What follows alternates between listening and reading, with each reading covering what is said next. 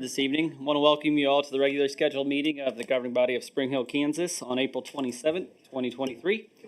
At this time, we'll do the invocation, and Pastor Sarah Terrell from Become Church is here to do the invocation. So if you all would stand with me if you're able.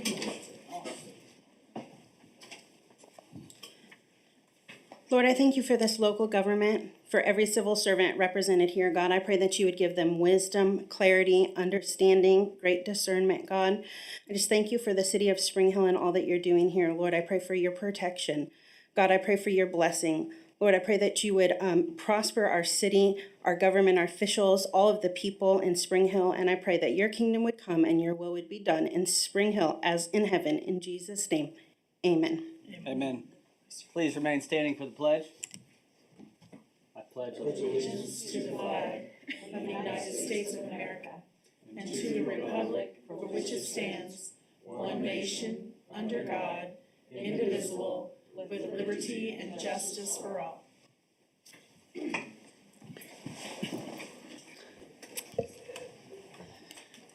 Deputy Madam Clerk, could you please take the roll? Mr. Peel? Here. Mr. Young? Here. Ms. North? Here. Mr. Van Houten? Here. Ms. Roth? Here. Mayor, we have a quorum. Thank you very much. Next, we'll move on to approval of the agenda. Are there any questions or requested amendments to the current agenda? If not, I entertain a motion to approve the agenda as presented. So moved. Second? Got a motion and a second. Is there any further discussion? If not, all those in favor? Aye. Opposed? Motion carries 5-0-0. Next, we'll move on to citizen participation. We didn't have anyone that signed up at this time, but if there's anyone in the audience that would like to step up, just state your name and your address, that would be great. Bill Peterman, 19431 West 200th Street. I still thank Mr. Miller, or Mr. Messer for all his work on what he's done with the people putting the cable in. But last Friday, I had went out and bought topsoil. I dug off 4 inches of the clay because they put the good dirt down at the bottom of the hole and put the bottom of the hole that was bad dirt, the yellow stuff, on top. So I dug 4 inches of that off, filled it in with topsoil, and seeded it. And was working, that was the day before. And then that next day on Friday, I was working in the yard, and they kept coming by 3 times, never stopped. But when I went to Home Depot, or not Home Depot, but Grass Pad to get some stuff, they came in and they sodded over my seed. Does that make sense? I talked to the head guy because you can't talk to any of the other guys because they don't speak English. I'm sorry to hear that, but anyway, the head guy finally said, well, we could pay you for that you spent. Well, I gave him a bill for $25.66, but I don't have receipts because I get my grass seeded at a better cost because I do a bunch of work in yards. So and the topsoil, I got the guy down the street got 8 cubic yards. Well, he sold it to me for 3 buckets or 3 5-gallon buckets for $5. So I saved money. It was a cheaper deal than what they could have paid. My cost for seed is $1.98. That same seed for anybody else going in there pays $3.98. So I was saving them money, but they don't have a receipt. So if you got a bond or whatever it is, I'd like to get my $25.66 because it's the principle of the thing now. Now, I've also heard why they probably didn't want me to be around was one of the neighbors from 2 years ago when the first guys went through hit his sprinkler system. And they filled it in with with clamps. The kind you screw up, well, they rust out. And now he paid $175 for a company to come out and dig that up, to find it, dig it up, and fix it right. Now, their repairs are their ways or our ways. They don't respect our property at all. So somehow you guys gotta find a way to either get rid of these guys or tell them they need to do the right thing. So, and on the other thing I wanted to bring up is, you've passed a law or whatever, an ordinance that you didn't want tractor trailers on that side of 169. But on this side, it's okay. Well, the reason they use 199th is because they can't use 175th. And the reason being, because there's a high school on 175th. Well, I think more of our kids in Spring Hill High than I do in Southwest. I think we need to think the same thing. Our kids mean something to us, and we need to say no tractor trailers on 199th because it's the same thing. What's the difference between their high school kids or our high school kids? So those two things I'd like to find an answer for somehow. Thank you. Thank you. Anyone else? If not, we'll go ahead and close citizen participation at this point. We'll move on to a presentation. We have the promotional ceremony for Sergeant Robert Reinhold. Chief Henson, you have the floor. Okay. Well, once again, thank you for your support and time to recognize and celebrate our newest member to supervision. Leading others is both rewarding and challenging. It requires commitment and dedication to do the job correctly. The position of sergeant is one of the most important supervisory positions in the department. It is also known as the most fun position, for those of us who reflect back. We don't know that until after we've passed on it and we're like, oh, I wish I could go back there. The sergeant's responsible for the day-to-day activities of their shift. Their focus is developing their team to support the goals and objectives of the department and help their team perform at a professional and high level. Supervisors can make or break a department. That is why it is important to select people of character as well as a person who demonstrates consistency, competency, and the right attitude to lead others. Being promoted to a position where you lead others is a significant step in a career. It shows a willingness to challenge oneself and become more involved in the success of the department.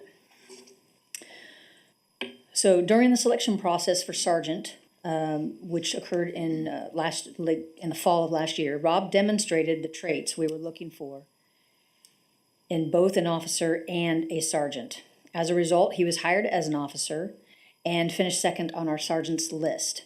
In February, he assumed the position of sergeant. So I'm going to ask Rob to come on up.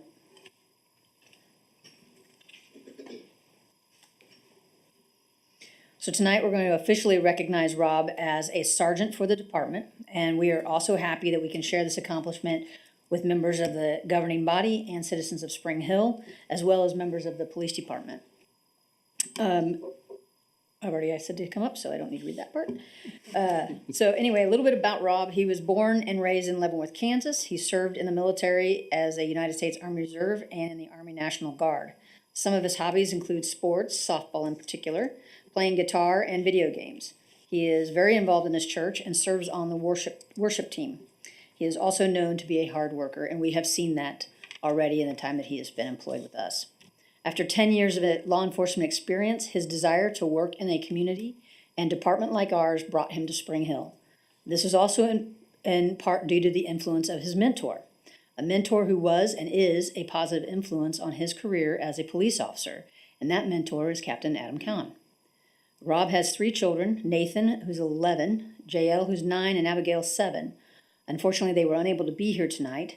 That said, Rob has requested his mentor, Captain Kahn, pen his badge. So we'll go ahead and have you guys do that. Come on up. Oh, wait, I gotta see the picture. We'll see.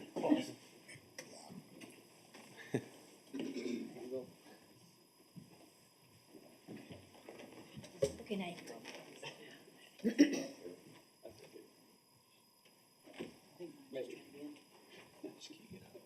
Actually moved into.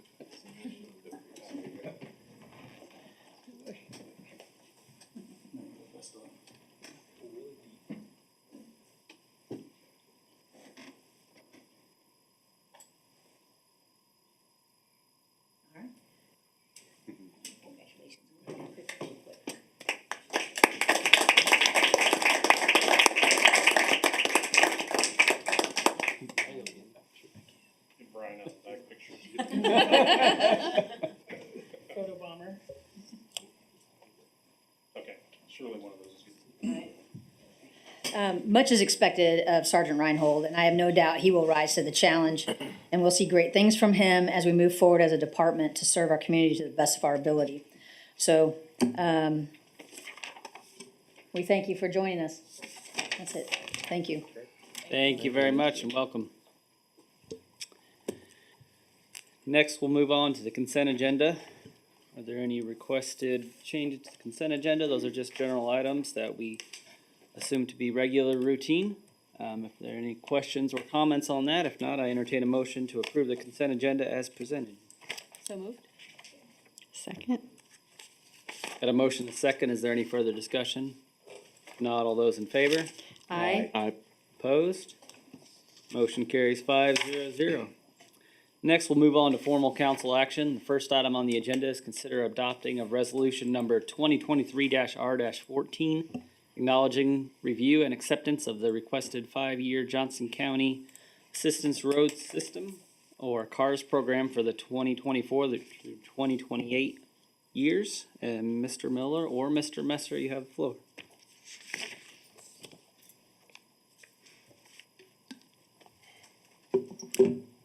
Good evening, Mayor and members of the council. Before you today, which is about the same time every year, to go over our CARS program request with Johnson County. As you know, there are certain main thoroughfares in the city that are CARS eligible routes. There's a map of them.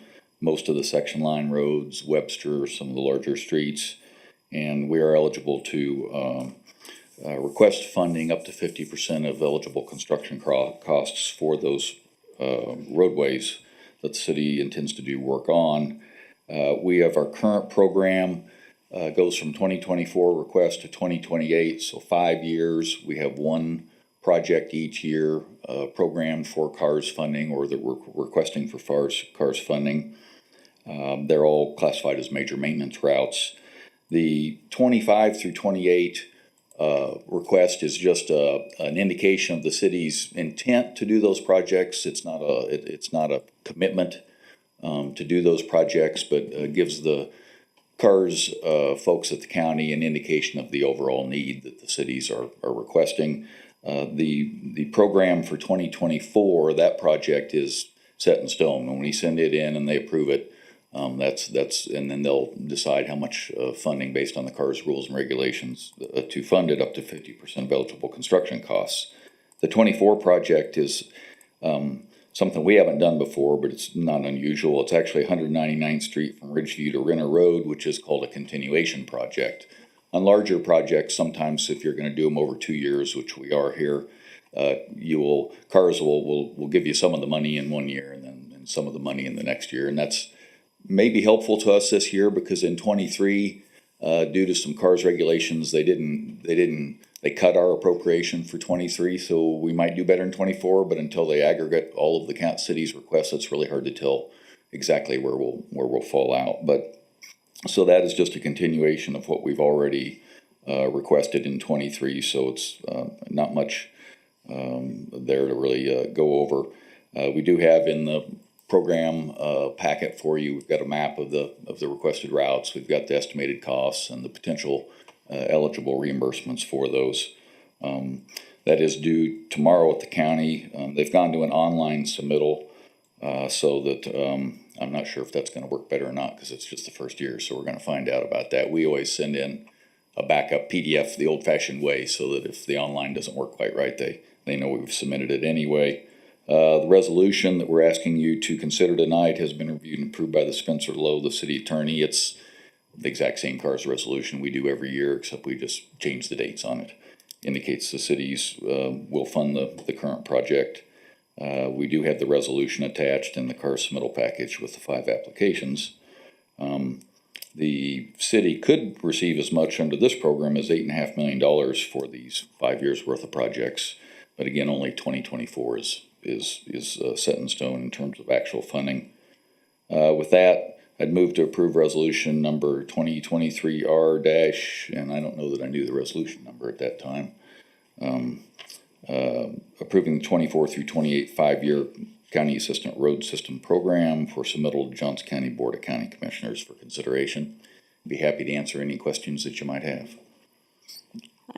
I would really like to know and ask Johnson County how they determine which streets that southern part of Johnson County gets to have the CARS money for.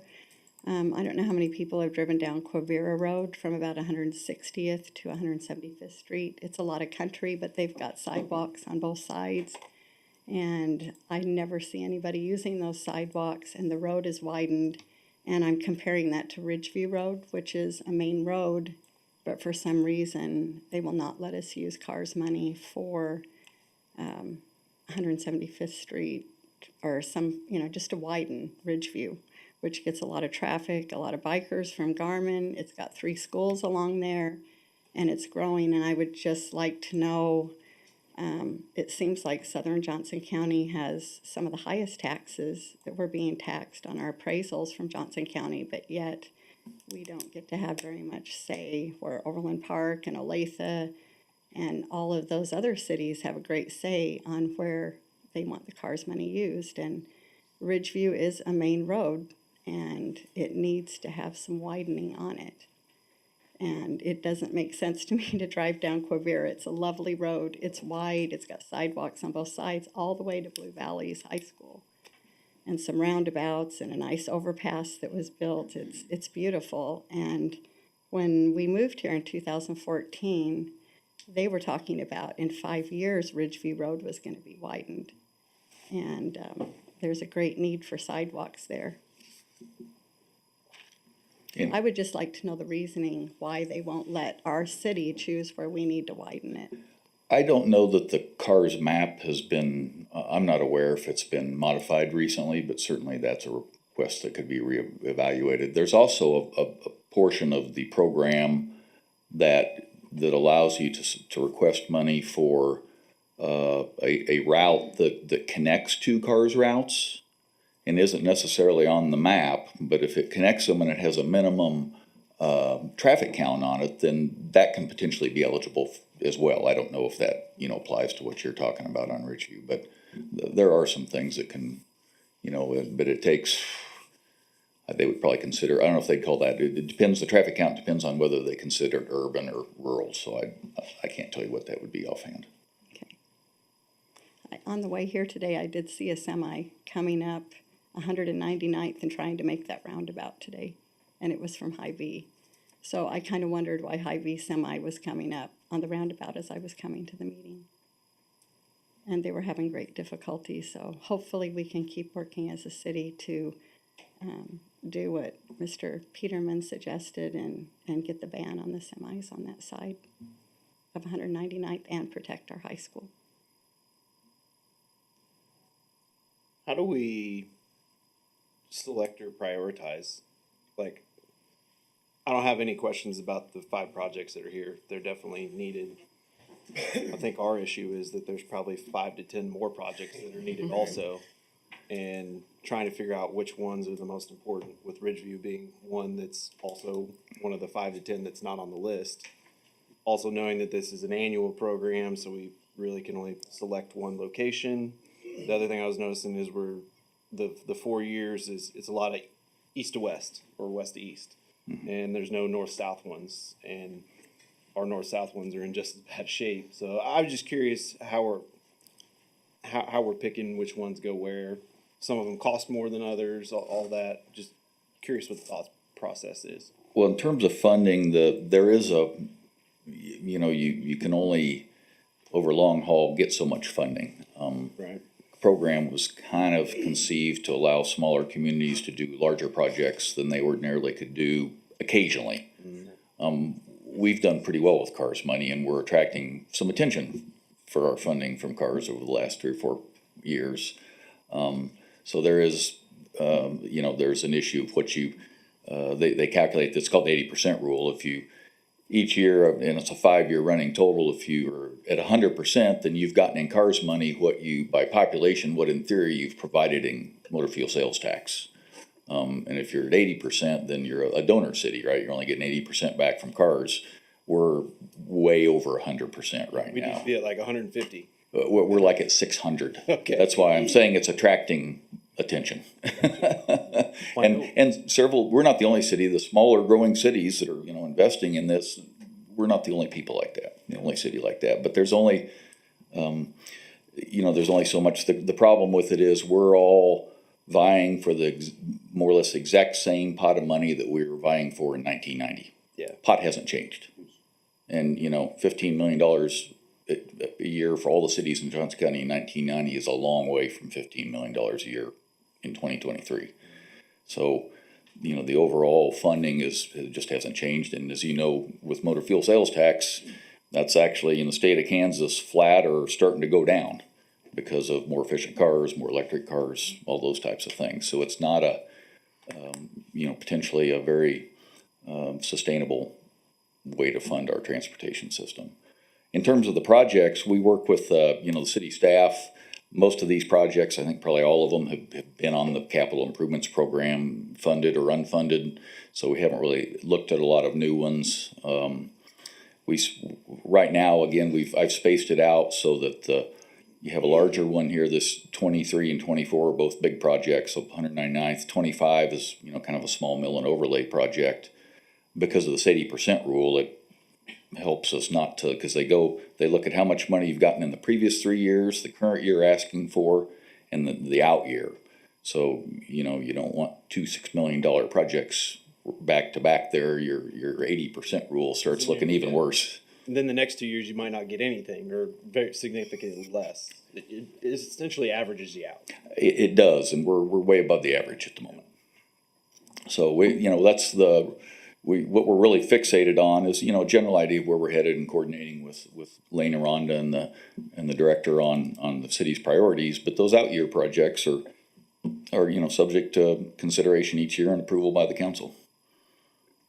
I was asking a similar question about, like, how do we strategize, and is there strategy behind alternating, which I think you kind of already asked.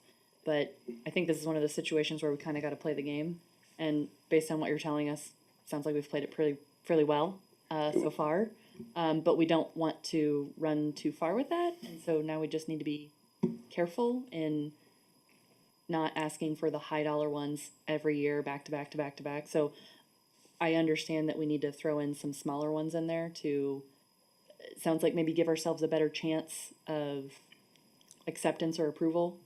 Am I interpreting that Yes. accurately? My concern is that, you know, if enough cities are way over 100% for, you know, it'll spike. You do a big job, it spikes, but ours is not really spiking so much. It's kind of staying there. And, you know, you're starting to have other communities go to the county and start, you know, wanting to change the rules and, you know, put caps on and things like that, which, you know, probably doesn't favor Spring Hill. So we are kind of on the edge there in terms of funding. We're doing very well with CARS funding. Do you know how far, I realize it has to be, I don't know how far 207th goes as far as being a qualifying CARS route? I don't have the map in front of me. Part of, when you get to the east and north, some of the, like, part of, well, there's a mile of Ridgeview that's not a CARS route, I think is the one you're referring to. Yeah, there's the map. 207th stops at Lackman. Okay. It goes all the way from, you know, Woodland or Webster, call it, to Lackman. Okay. Thank you. And that map is on thank you, Spencer. That map's on their website, on the county's CARS website, if you want to take a look at it.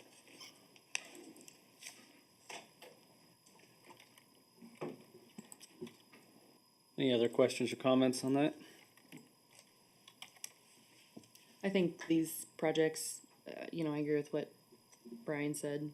These projects need to be done. There's a lot more projects that need to be done as well. The hard part is I have to keep reminding myself, well, they have to be eligible routes and they have to be in Johnson County, and, you know, so I would love to hear anybody else bring them to our attention of other routes that fit those criteria that we could be thinking about, but if that's not at the table today, then I agree that these routes are definitely.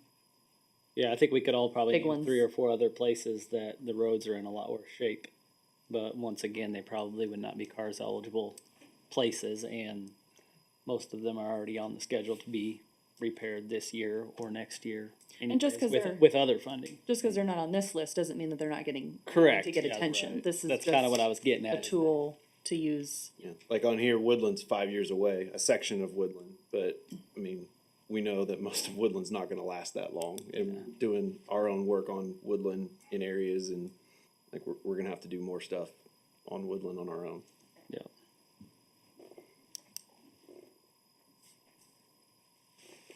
Any other questions or comments? If not, I entertain a motion. I move to approve resolution number 2023-R-14, approving the 2024 through 2028 5-year County Assistance Road System CARS program for submittal to Johnson County Board of County Commissioners and for consideration. Second. Got a motion and a second. Is there any further discussion? If not, all those in favor? Aye. Opposed?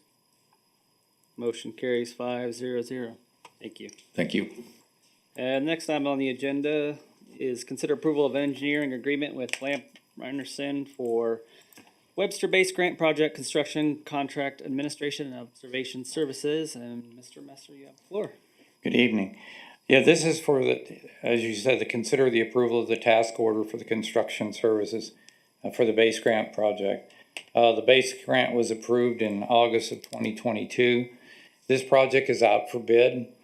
This task order is to facilitate the city project management oversight coordination with public improvement.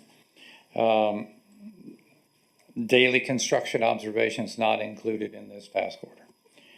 Staff recommends that we approve the Lamp Ryerson task order for the amount of $57,688. The alternatives is to approve the task order so the construction oversight for the Webster Street improvements can proceed, or deny it, or remand it back to staff for further study. So is there any questions? Just in case anybody doesn't know, this is for the Wiswell project. Yes. And it's funded with the base grant, correct? Yes. Funding source will be the base grant and will not impact the operating budget. Straightforward. Yeah, Yeah. pretty straightforward. Easy. We've kind of gone over this a lot last time, but if there are any other questions, if not, I entertain a motion. I recommend approval of the Lamp Ryerson task order to provide pre-construction and construction services. Second. Got a motion and a second. Is there any further discussion? Not all those in favor? Aye. Opposed? Motion carries 5-0-0. Next item on the agenda is consider approval of resolution number 2023-R-15, a resolution waiving certain fees for the reserves at Sweetwater Flats. And Mr. Burton or Mr. Lowe, you have the floor. Whoever wants to take a stab at it. So I'll give Pat a quick break. This is pretty cut and dry. You also heard a lot about this last meeting. So as you all discussed, you wanted to do a resolution agreeing to waive $20,000 in fees for this development. So the state's, I guess, grant guidelines require it to say at least 20,000. So the resolution says at least 20,000. It's a floor rather than a cap. So you can do exactly 20, but we decided to do at least 20 in case they come in and ask for $20,234, and then we're not splitting hairs over $234. So, but I can answer any questions if you have them. I was not here on April 13th, and I read about that being considered. I support the project. I think it'll be great to have that type of 48-unit rentals, but I don't agree with the $20,000 in kind donation, which results in giving them an abatement of building fees of $20,000. My reasoning behind that is it's unfair to give some businesses and developers abatements while other small businesses have to pay 100% of building fees in Spring Hill, permits and taxes. But not collecting fees and taxes from businesses or developers puts more burden on us as the citizens who are the taxpayers, or the city gets its money. The city is not its own separate bank account. The money that comes to the city comes from each of us that live in the city.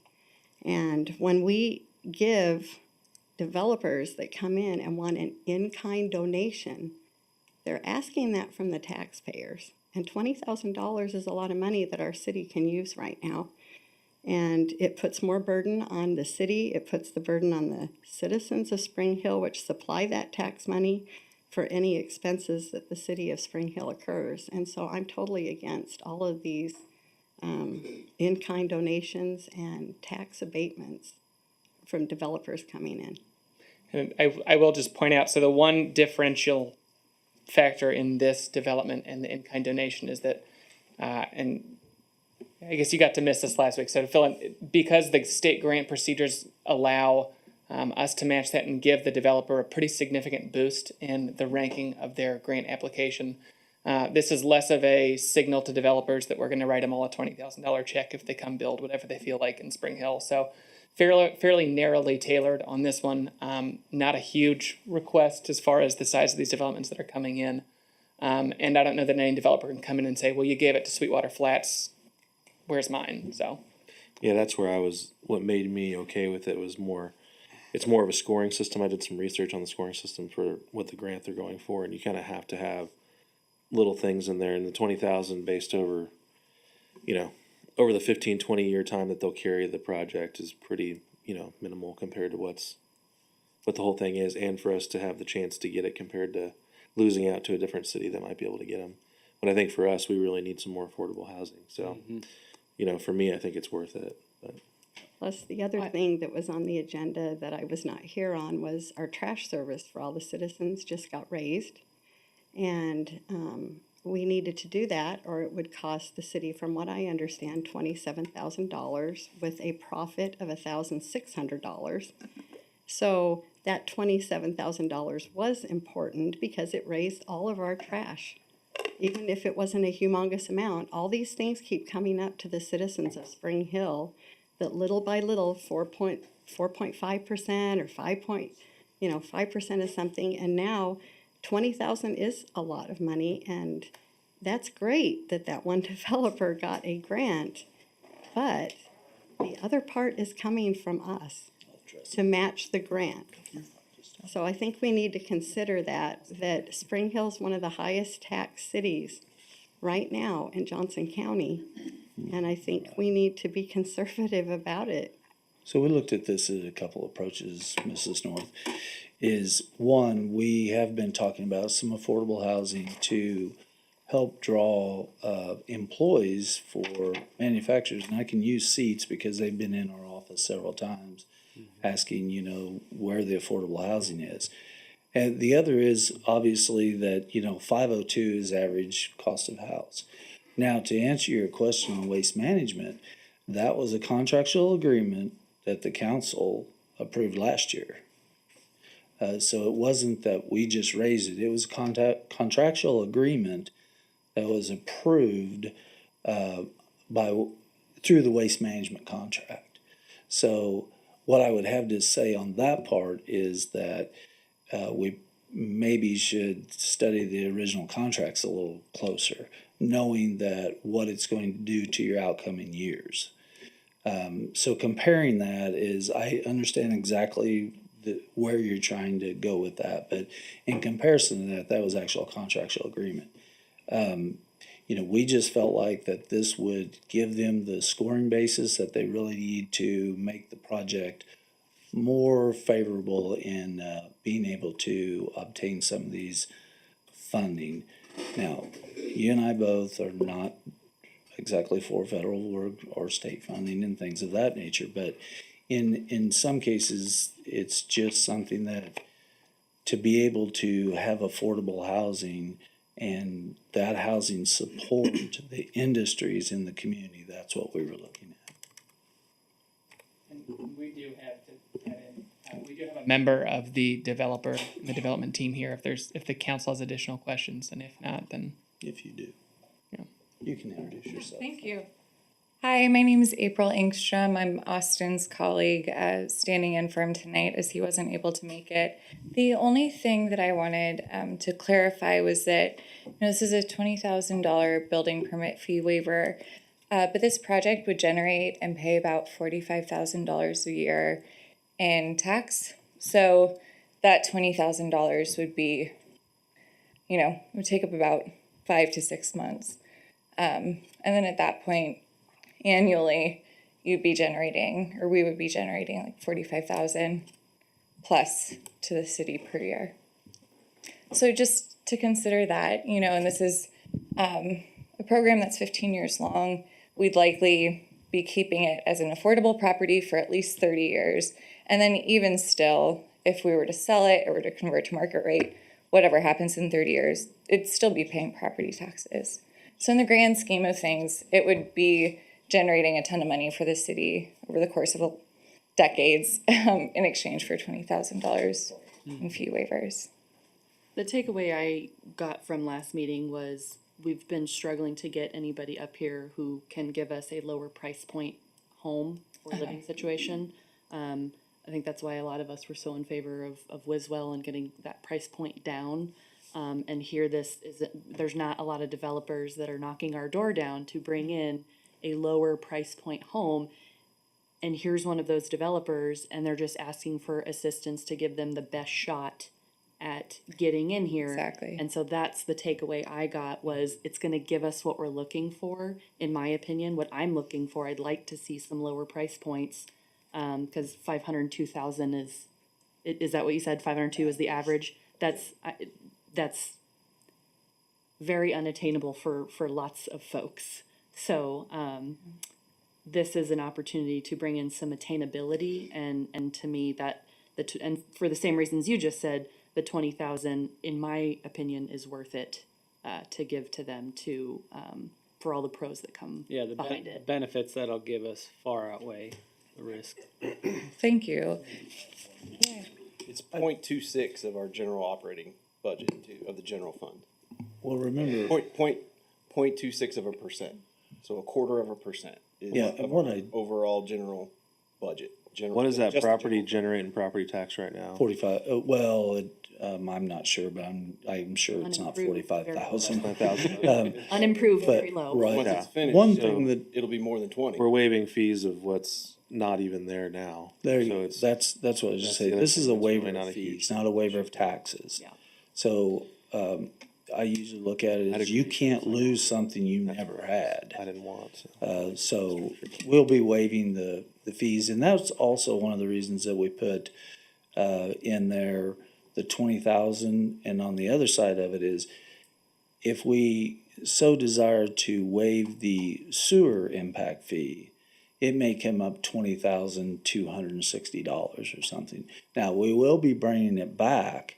We're just not gonna randomly waive the fees, even though we'll bring it back, explain where the fees will be coming out of, whether it be sewer, or it'll be a building permit fee, or a park impact fee, or something like that, so. Thank you. I also disagree that the average home in Spring Hill is not 500,000. It came straight from the county just 2 weeks ago. It's not far away from From the county appraiser, isn't that correct? From the county appraisal a department. year ago, it was around 40. We didn't And it keeps make that going number up. The county did. In the school district, it's even higher. Mm-hmm. And I did just want to note, the other thing is, every year, every state comes out with the new qualified allocation plan, which is how they score and determine like where they're going to allocate their funding. And not every year does the same city score. So if you are a city that scores one year, it's best to strike while the iron's hot, especially if you want and need affordable housing in your city, because next year, Spring Hill might not be competitive at all. So just wanted to note that. Does anyone have any other questions for me? I just wanted to clarify on the tax revenue that this project would generate. I think it's worth the cost for the Absolutely. better, more affordable living situation Thank you. that it'll provide. And not only are we having a hard time finding affordable housing here, I mean, it's everywhere. So the fact that they're willing to come into our community and build it, that'll set us apart from some of the other communities around us that don't have affordable housing or attainable housing either. So. All right. I do appreciate Councilwoman North's common sense though about these things. I think that one of the statements to make here is, we seem to almost be desperate for certain things, right? So, affordable housing, whatever that is. So $20,000 to score better. Maybe it was the maybe that's the tiebreaker. But I do think hold the reins. Somebody to say maybe dig in a little deeper on this. But yeah, we need this, right? So and the fact is, to their point, there's nothing going on there right now. So I think that you know, that has something to play into it. But yeah, you know, 20,000 abatement, you wonder like, how much did that help us in the real score, you know? I mean, and I'm just throwing that out there. That's a rhetorical Sure. question, but. It's a lot in this case, though. Yeah. So it is. So, Yeah. so more information. So, yeah, but I do appreciate the hold the reins kind of thought process though before we throw $20,000 out the window, so to speak. Out the window meaning out the window for the project that will have financial impact on the. Yeah, I think the points that this would generate for scoring purposes would come out to be about a third of our scoring criteria. So it would make us. It would be a little bit make or break. Yeah. So. Yeah. Awesome. Any other questions or comments? If not, I entertain a motion. Thank you. Thank you so much. I move to approve resolution number 2023-R-15, a resolution waiving at least $20,000 impact, utility, or other fees for the reserves at Sweetwater Flats Development. Second. Got a motion and a second. Is there any further discussion? If not, all those in favor? Aye. Opposed? No. Motion carries 4-1-0. Next item on the agenda is consider approval of ordinance number 2023-09, repealing ordinance number 2017-06 and Spring Hill Municipal Code Section 1-115, and all ordinances and sections of ordinances in conflict as it relates to seasonal employees. Mrs. Jones, you have the floor. Yes, thank you. Yes, that's quite a mouthful right there. So, thank you for hearing me out today. And as I said, that's quite a mouthful, and that's why we're here. This ordinance will repeal, as you stated, the previous ordinance in any municipal code related to seasonal employment. And that, along with the next item that's going to come up, will tie together in terms of making sure that we are able to better manage and provide some overall guidance for our seasonal employees, whether they be at the aquatic center or in the future if we ever need to bring in some seasonal help in different departments. So you've seen the ordinance there, and obviously the recommendation is for the governing body to approve ordinance number 2023-09. As always, there are alternative options for you to choose from, whether they be to deny the ordinance and make a recommendation to modify, or even table the issue to the next meeting. I did keep it very brief, so if you have any questions related to that, I'd be happy to answer them. I know we talked about it previously at a previous meeting, so. Any questions? I'll say this was just gonna make it a lot easier on you guys, right, for the different types of employees we have, so. Right. I don't think it seems like too big of an issue. It all Yeah, kind of and rolls what- together. Yeah, I think we went over it in pretty good detail last meeting, so. Welcome any comments or questions, or Mrs. North, since you weren't at that one, if you had any questions or comments on it, but. I read it. It sounds pretty straightforward, and it needed to be easier to read rather than in the whole handbook where it had the section on it. Yeah. And with this one and the next item, it'll be done, taken Yep. care of. Okay. All right. With that, if there are no further questions or comments, I entertain a motion. I move to approve ordinance number 2023-09, repealing ordinance number 2017-06 and Spring Hill Municipal Code, Section 1-115, and all ordinances and sections of ordinances in conflict as it relates to seasonal employees. Second. I've got a motion and a second. It's like never ending. Is there any further discussion? Not, Deputy Madam Clerk, will you please take the roll? Mr. Young, Yes. Ms. North, Yes. Mr. Van Houten, Yes. Ms. Roth, Yes. Mr. Peel. Yes. Motion passes 500. Thank you very much. Next item on the agenda goes along with that. It's consider approval of resolution number 2023-R-16, adoption of the 2023 edition of the seasonal employee handbook for the city of Spring Hill, Kansas. And Mrs. Jones, you still have the floor. Yes, so good segue from the last item to this.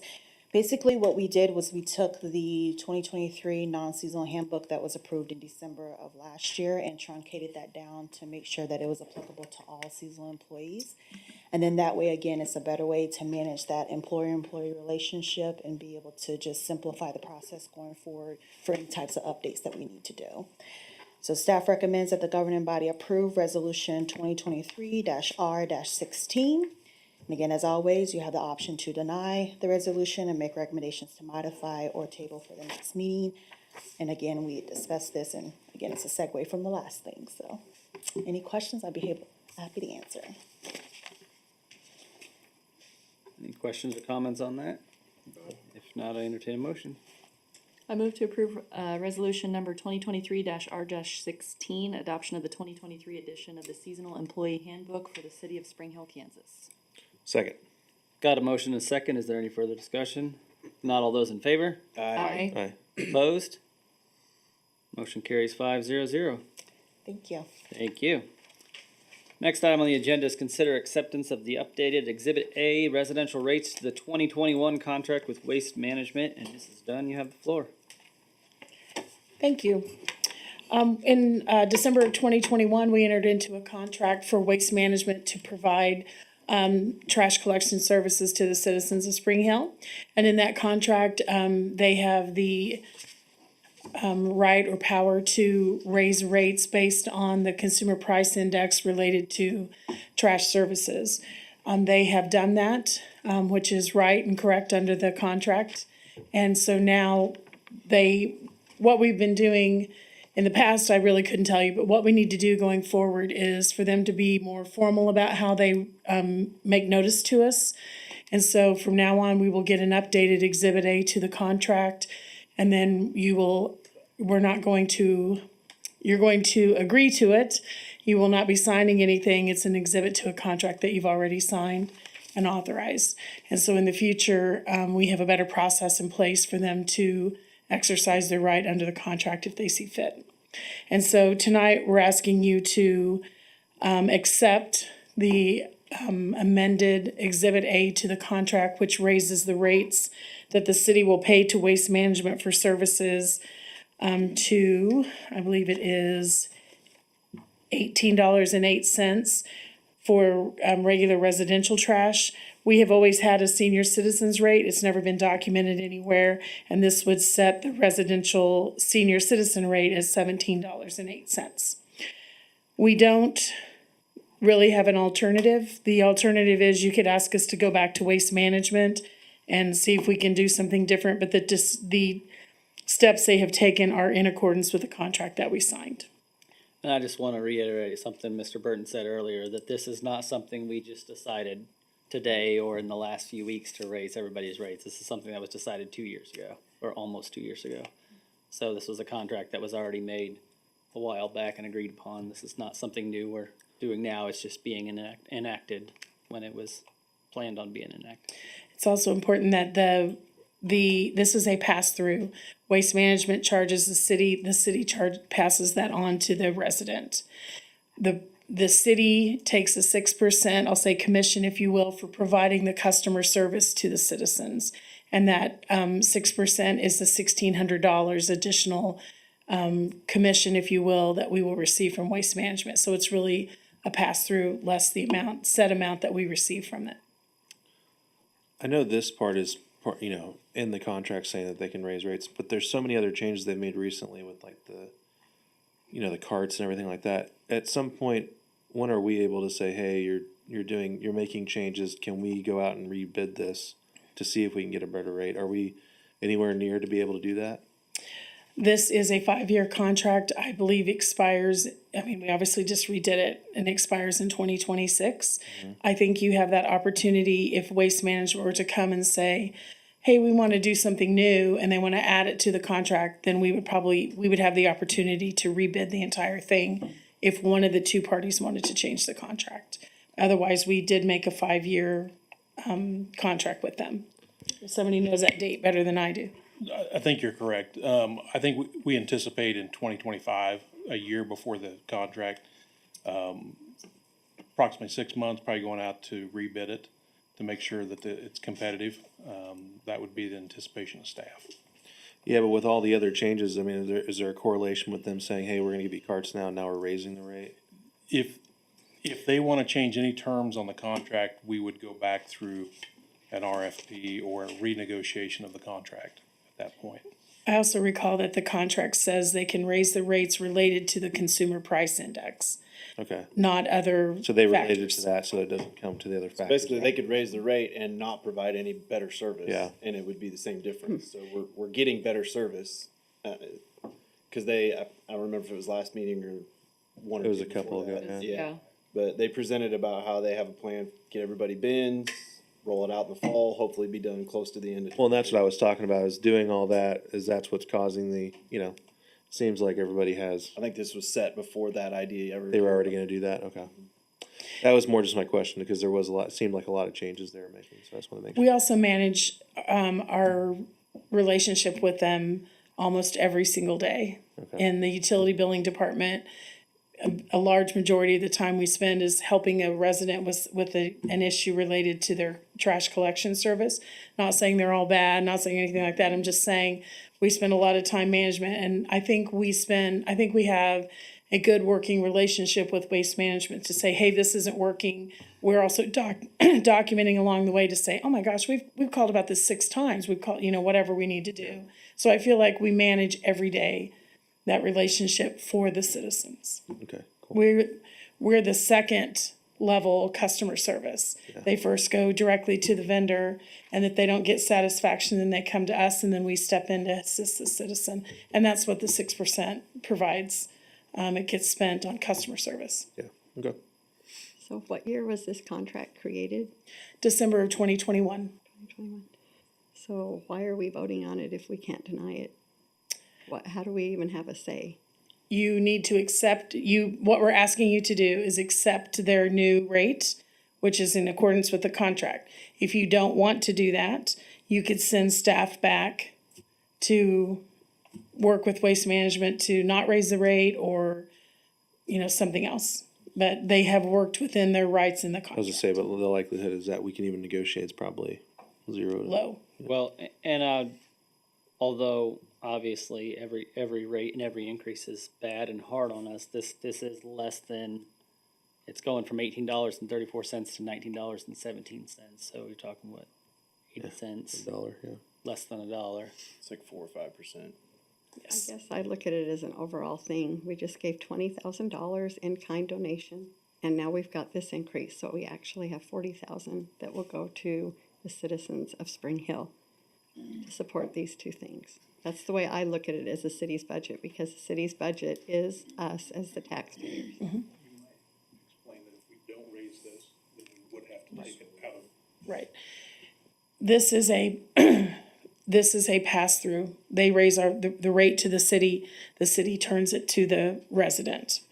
If we don't do that, then the $27,000 a year in increased fees we would pay to Waste Management will come out of the taxpayer's pocket. And it's actually in the utility, never the taxpayer. It's the utility. The utility would have to spend less money somewhere. They would have to raise a different kind of fee or something, or just accept lower profitability for the utility if we don't pass that on to the resident.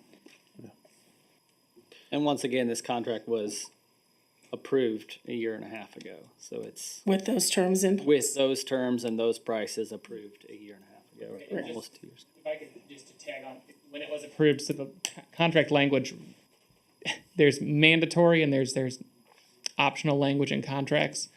And the price index on the CPI, it uses the word shall, which is mandatory. So this is something that it shall happen, it has to happen. So,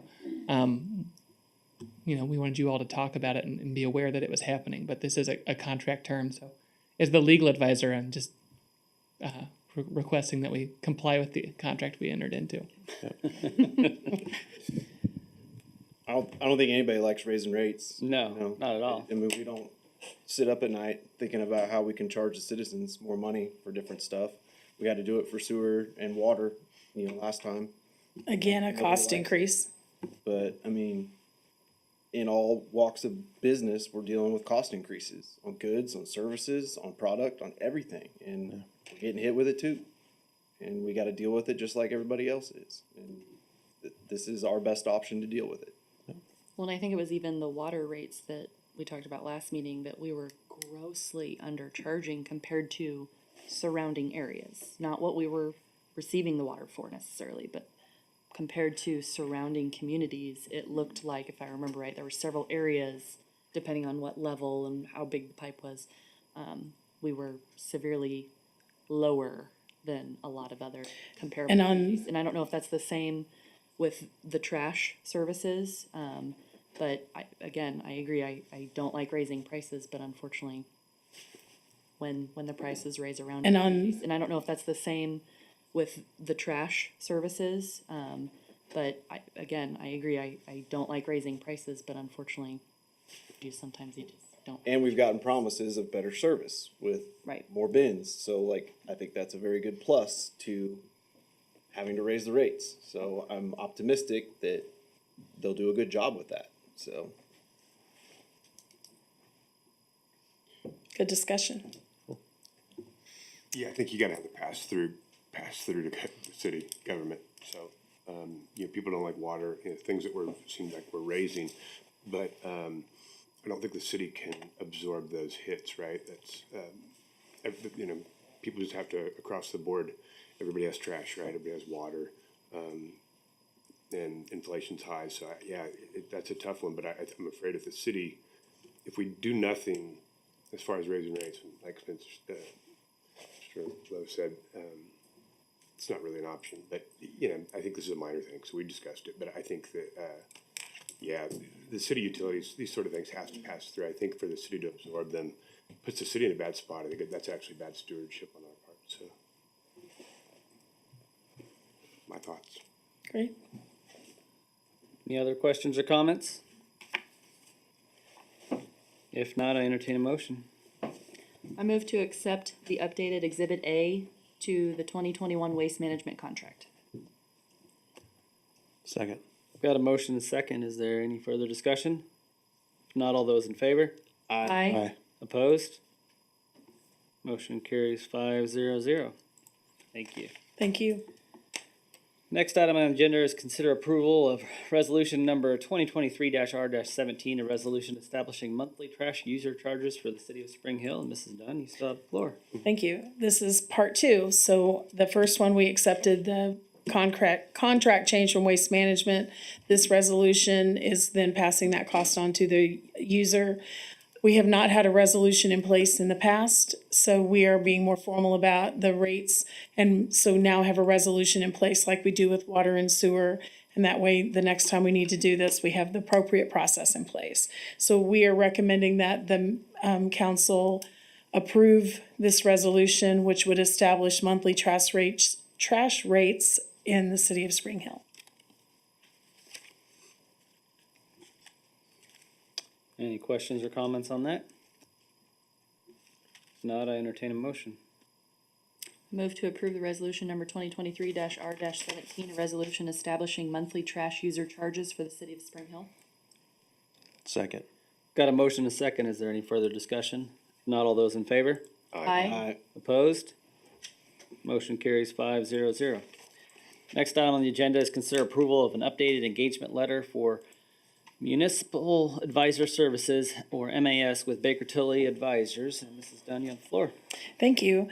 This is an update to the contract that we have in place. It's actually an engagement letter, not a contract, with Baker Tilly. They provide municipal advising services to us and do a great job. I don't have any issue with their performance or anything like that. One of the things they needed to do is the SEC was wanting them to update their contracts. Our contract was established with their predecessor, Springstead, and then it was assigned to Baker Tilly in 2019, and now here in 2023, they needed to update some terms that were in it. They, I think the key terms of this engagement letter is that either party can terminate it with a reasonable notice. This is not a 5-year contract or 2 years or anything like that.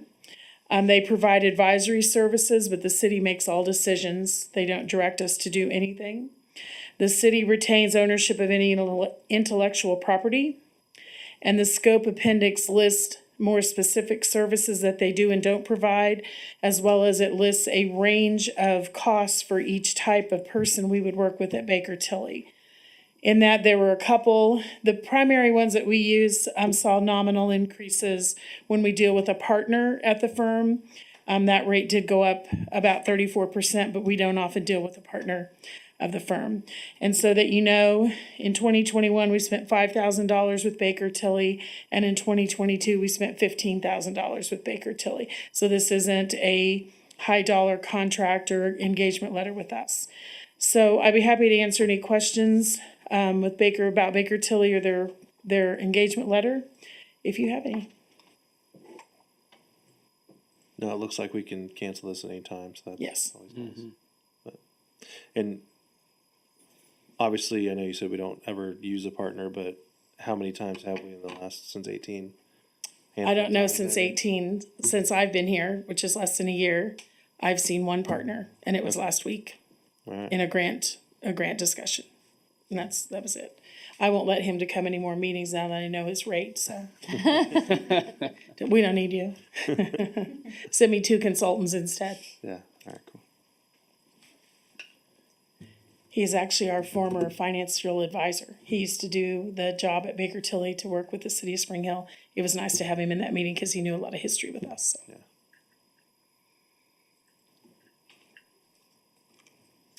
Any other questions or comments on that one? No. If not, I entertain a motion. I move to approve the 2023 engagement letter for the municipal advisor services with Baker Tilly Municipal Advisors. Second. Got a motion and a second. Is there any further discussion? Not all those in favor? Aye. Opposed? Motion carries 5-0-0. Next item on the agenda is consider approval of amendment number 1 to the reciprocal emergency water sales agreement between the city of Spring Hill and Water District 1 of Johnson County. Mrs. Dunn or Mr. Messer, you have the floor. Take your Great. pick. We did some arm wrestling earlier, and while I'm up here, I'll just do this one too, so. You won? Yes. Or lost? This is an agreement that we have in place that we hope we never use. And this is an emergency contract in the event there's some catastrophe on either side here, whether it's with Water One or with the city's water system. And so we have this sales agreement in place. It establishes a rate for emergencies as well as a rate for non-emergencies. If we need to buy water from them for some reason, we have an agreement in place before we need it. We have never exercised this agreement in the 5 years that it's been in place. And what they're asking for is an extension of this agreement for 5 more years. They're keeping the emergency rate the same at this time, and they did raise the non-emergency rate. Seems like it's about $1, maybe a little less than $1 from the rate in the previous contract to the about $6.50. I hope that we never need to use this contract, but it is a great tool to have in place in the event either party needs to use it. And so we've never used this, it looks like, right? Right. $1.46. I don't like their rate at all. I ask for it to be different, and they keep those uniform across all the cities that they have one in place. So again, I hope we never need to use it. And I will keep working on them on the rate they're paying. Any questions or comments on that? I agree. I hope we never have to use it, but definitely want to have something in place in Right. case we ever do. If not, I entertain a motion. I move to approve amendment number 1 with the reciprocal emergency water sales agreement between the city of Spring Hill and Water District number 1 of Johnson County. Second. Got a motion and a second. Is there any further discussion? Not all those in favor? Aye. Opposed? Motion carries 5-0-0. That ends formal council action at this time. Next, we'll move on to discussion items. First item on the discussion list is quarterly CIP financial update with Mrs. Dunn. You still have the floor.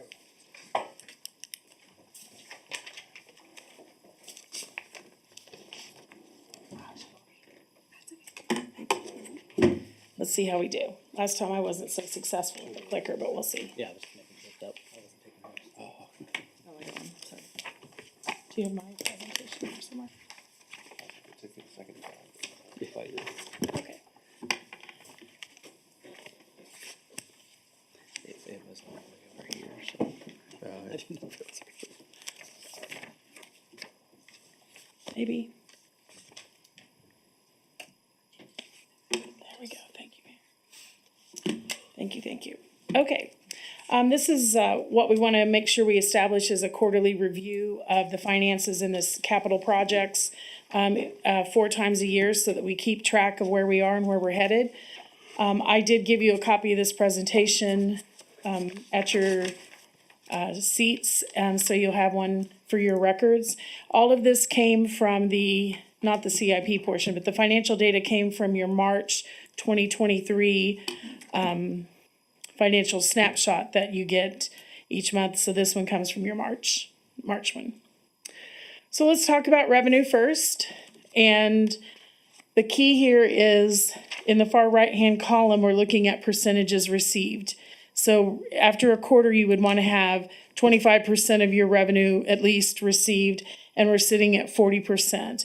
And the primary reason for that is that the taxes from the county, our property taxes, don't come every month. We get the biggest chunk in January, another piece in February, the next biggest chunk in June, and then we don't get much else. And so it comes in a different timing, and a budget is one number. And so it appears to be we're well ahead of target, but in reality, we're right on target with our budget for our ad valorem taxes. Sales tax is a better story. We are sitting about 3.7% above budget right now, but we're running about 14% above last year. So I think we are in a good position on our sales tax as we were last year, and as we budgeted, we wanted to be conservative and hope for a good end of year. Other than that, in these, facility rental is doing really well.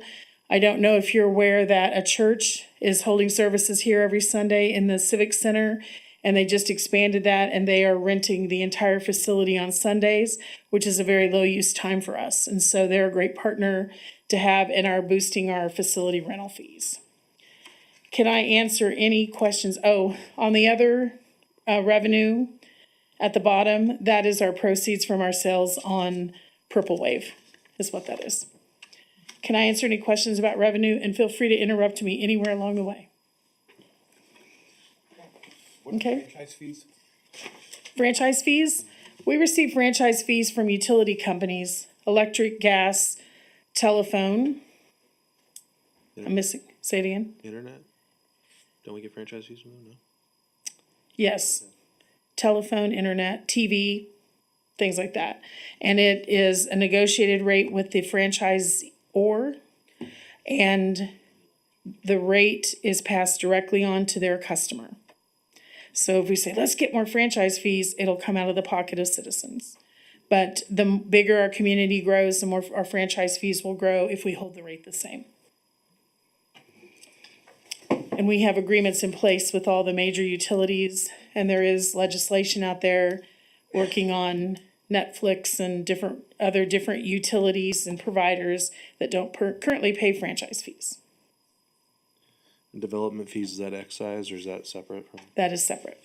So what all falls into development fees? Development fees are paid by property developers through community development for their platting and those kind of services, rezoning fees and things like that. So we're a little bit behind there. We are, but I'm not surprised at that. I think you're seeing lots of things come through here for final plats and different things, and we'll see that revenue go up.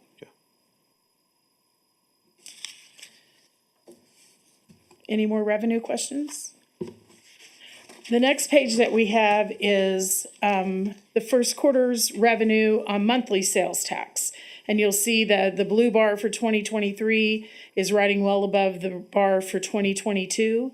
And we're looking forward to see how this ends up the year. But it's it also goes to show the trend line is not just a simple straight line. It has peaks and valleys and all those kind of things. Summertime. This is also based on the month we receive it, which is about 2 months from when the customer pays it. So you see a big bump in September because that's July. So it has a trend 2 months out. The next trend line is a 10-year revenue trend line, which is exactly where we think we would see it.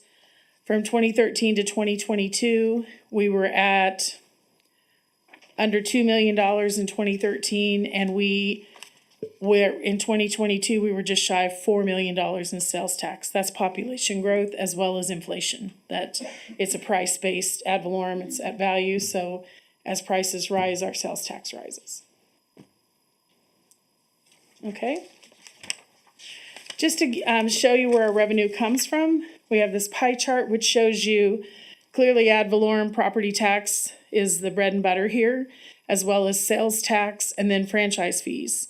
And those represent about 92% of all the revenue in the city. So I'm happy to talk about court fees, and I'm happy to talk about development fees and all those kind of things, but the money comes from our citizens. It comes from property tax, sales tax, and franchise tax. Any other questions on revenue? One thing that I think would be kind of interesting to discuss sometime, and I don't know when the time is, but Governor Kelly, how she, over the next 3 years, wants to get rid of the food sales tax. Right. We all know that each of the cities have a portion of food sales tax. To me, food is a necessity of life, just as much as affordable housing. And I really think that if we want to benefit the city and the citizens that are struggling right now, which there are many in our city that are, that we should get rid of the food sales tax on things that are necessary for life.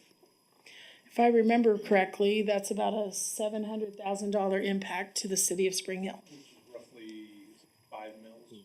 Yes.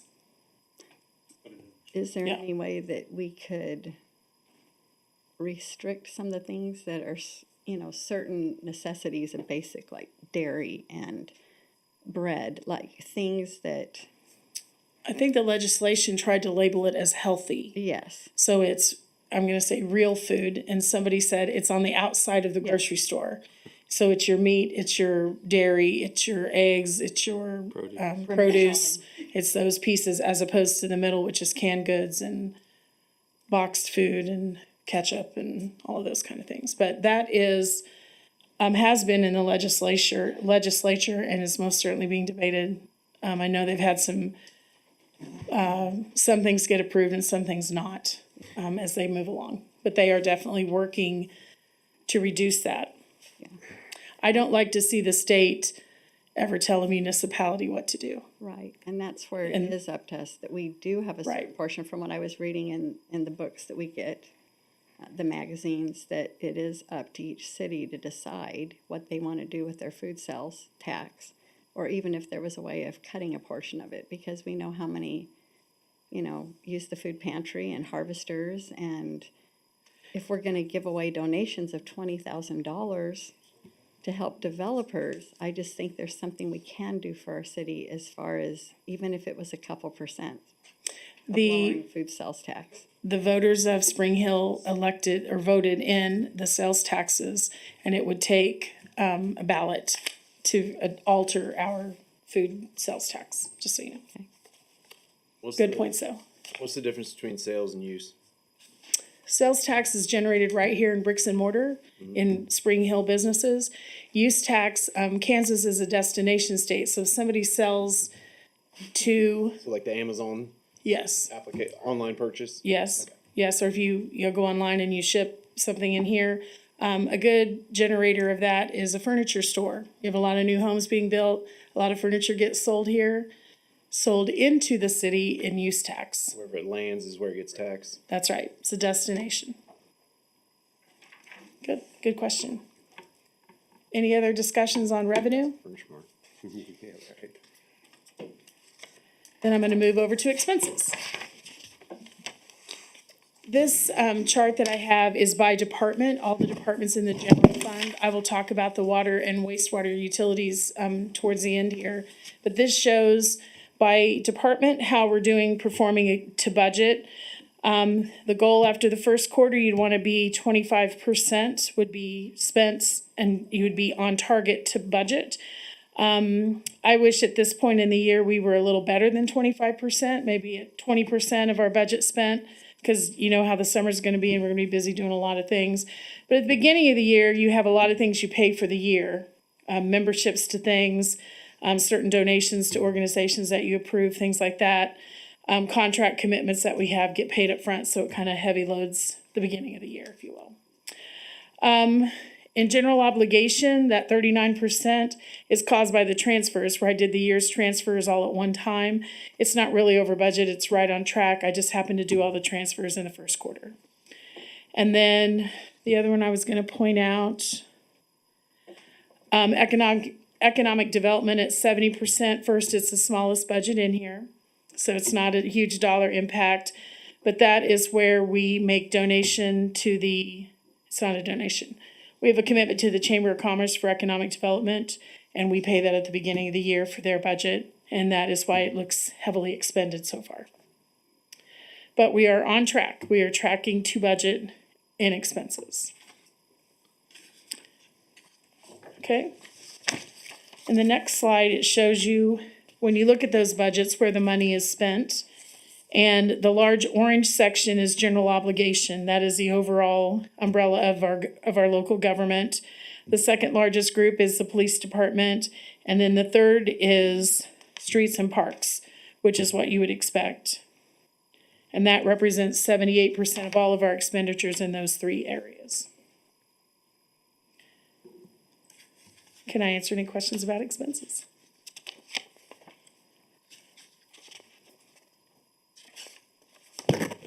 Okay, let's move on to the water utility.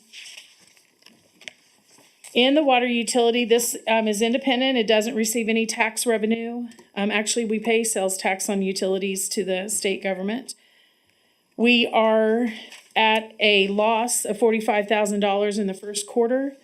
I think I plan for us to be at break even. I believe we budgeted to be break even this year. And I made up the difference, to be honest, in capital equipment. If we haven't made the money, we can't really spend the money. And so we'll tighten that up until performance improves. In the estimated 2023, I did include the impact from the increase in fees and charges. Can I answer anything about the water utility? We're on track. We can always make better, do better, make more. All right, let's look at wastewater. The same thing with this one as well. I did increase the 2023 target at the end of the year based on the increase in fees that we charged. The big difference in looking at your year-to-date March to the end of the year is we have debt payments in wastewater that we'll have to pay. But we will have a profit of about $117,000. This does not include capital projects, the cash balance in this fund, nor does it include any system development fees. This is the operation of the utility. This is how we're doing as an operation, not how well we're developing or how big we're growing. Can I answer anything about wastewater? Great. And this is the same information you will see at the end of April. You'll be able to see these same charts in your financial snapshot. Okay, any questions on the financial performance that I could answer or have not answered so far? Nothing about this in particular, but with our new Gov program that we're gonna have, is this gonna be updated like monthly, or is it still gonna be quarterly, or how will that work? It will be monthly. As a matter of fact, it will be daily, as we're doing things all month long. It would be real time, probably overnight. Okay. But yeah. Cool. Just made me think of that when I saw this. Yes. That earlier one. Instead of this. I still think I will come in here and do a live, in-person, quarterly discussion like this. But you'll just have may not hand out paper every month to you. You'll have that on your dashboard. Yeah. I think this is good for all of us, just keep everybody in the loop on everything. I agree. Okay, I'm gonna move on to the CIP program that was approved for 2023. And this is an update on all the projects that we had in that list for 23. I'm not gonna talk about 24 and beyond. I just wanna focus on what we're getting done this year. I divided this list into 3 categories: the really high priority projects that are already underway, a group of projects that are important, we're looking for funding, but they have not yet been started. And then projects that are lower priority that maybe we don't want to accomplish this year, maybe we don't have the resources or need other funding sources, or it's better suited to some other part of our plan besides the current year. So to my friends out here, sorry for this eye chart. You guys have a much better version of it. These are all the projects that are going right now and are priority projects. And I tried to make sure that I put on each one where the money is coming from. So for example, when you look at North Webster, the Wiswell Farms project, the cost to the city when we're done will be 4.6 million. And this tells you that engineering firm is in place. We have to get the Commerce Commission to sign off on some things. We expect to start construction in June, and the base grant is the funding for this phase. Eventually, there'll be other funding, but for now, it is coming from the base grant. I don't plan to go through every single project. Unless you want me to go through every one, I will. We have worked on every one the past couple of weeks to make sure we have a current status on everything. I think the important thing for it is for you all to see the CIP used to be known as a place where projects went to die.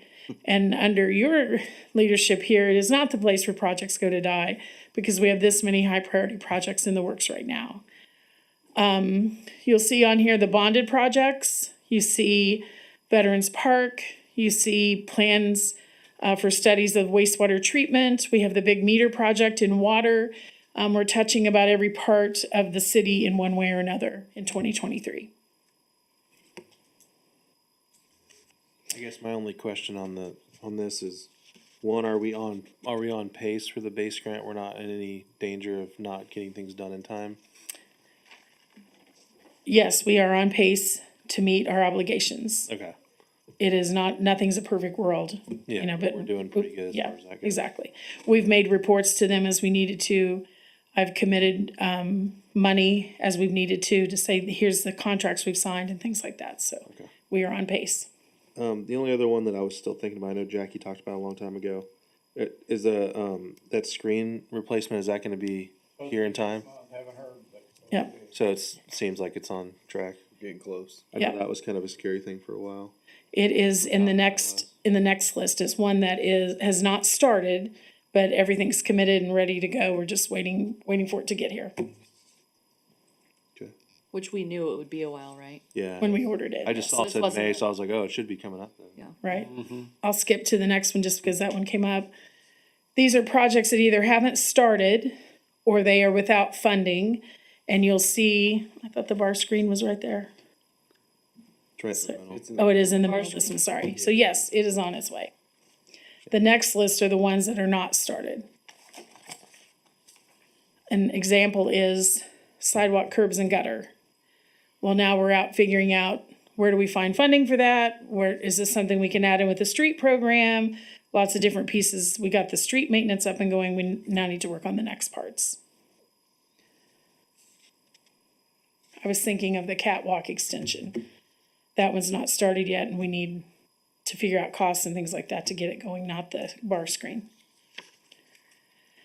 And then this last group is projects that are either lower in the priority list, or maybe we need to look at pushing them out based on other projects. You complete one project and then this would be phase 2 or the next project.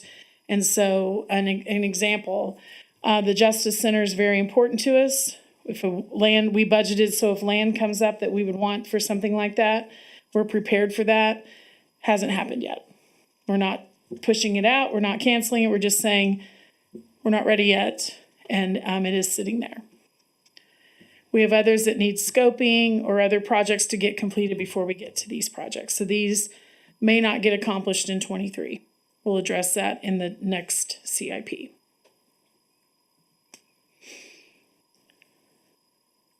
Can I answer any questions?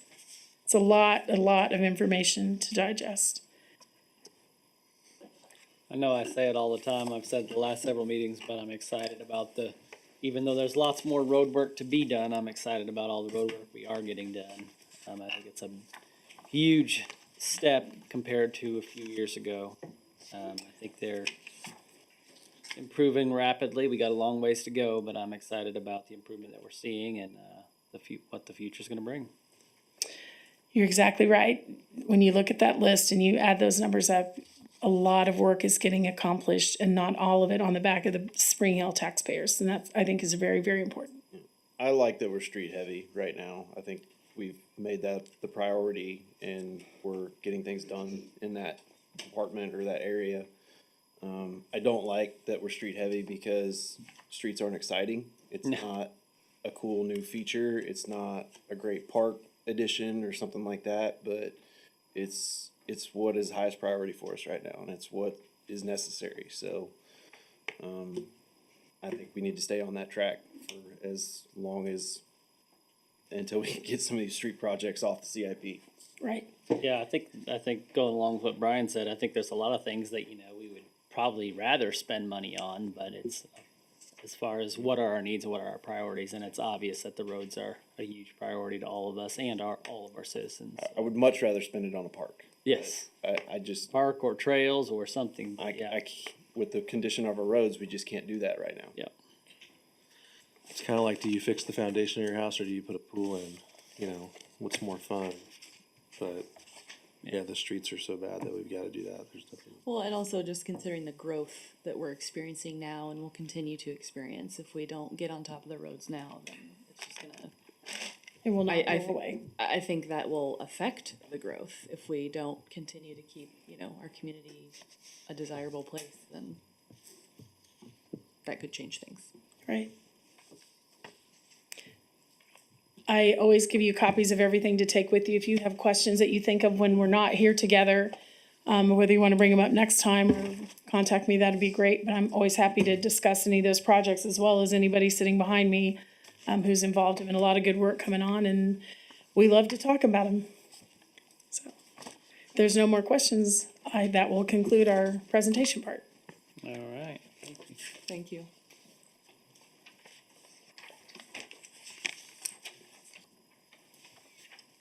Next, we'll move on to the preliminary 2024 budget discussion. And Mrs. Dunn, that's also you, or did you include all that in that one? She's not listening to you.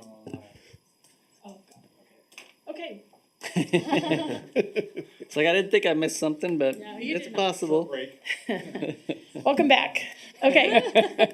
To kick off the 2024 budget process, I wanted tonight to be a discussion about the priorities that you'd like to see in the budget.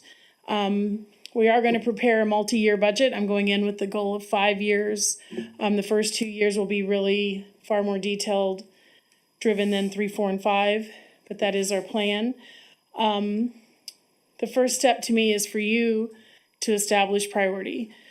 Hearing the last conversation, clearly I think streets is going to come at the top of your list, but I would just like to hear your input on where you want our budget to go. They say, show me your budget and I'll show you what's important.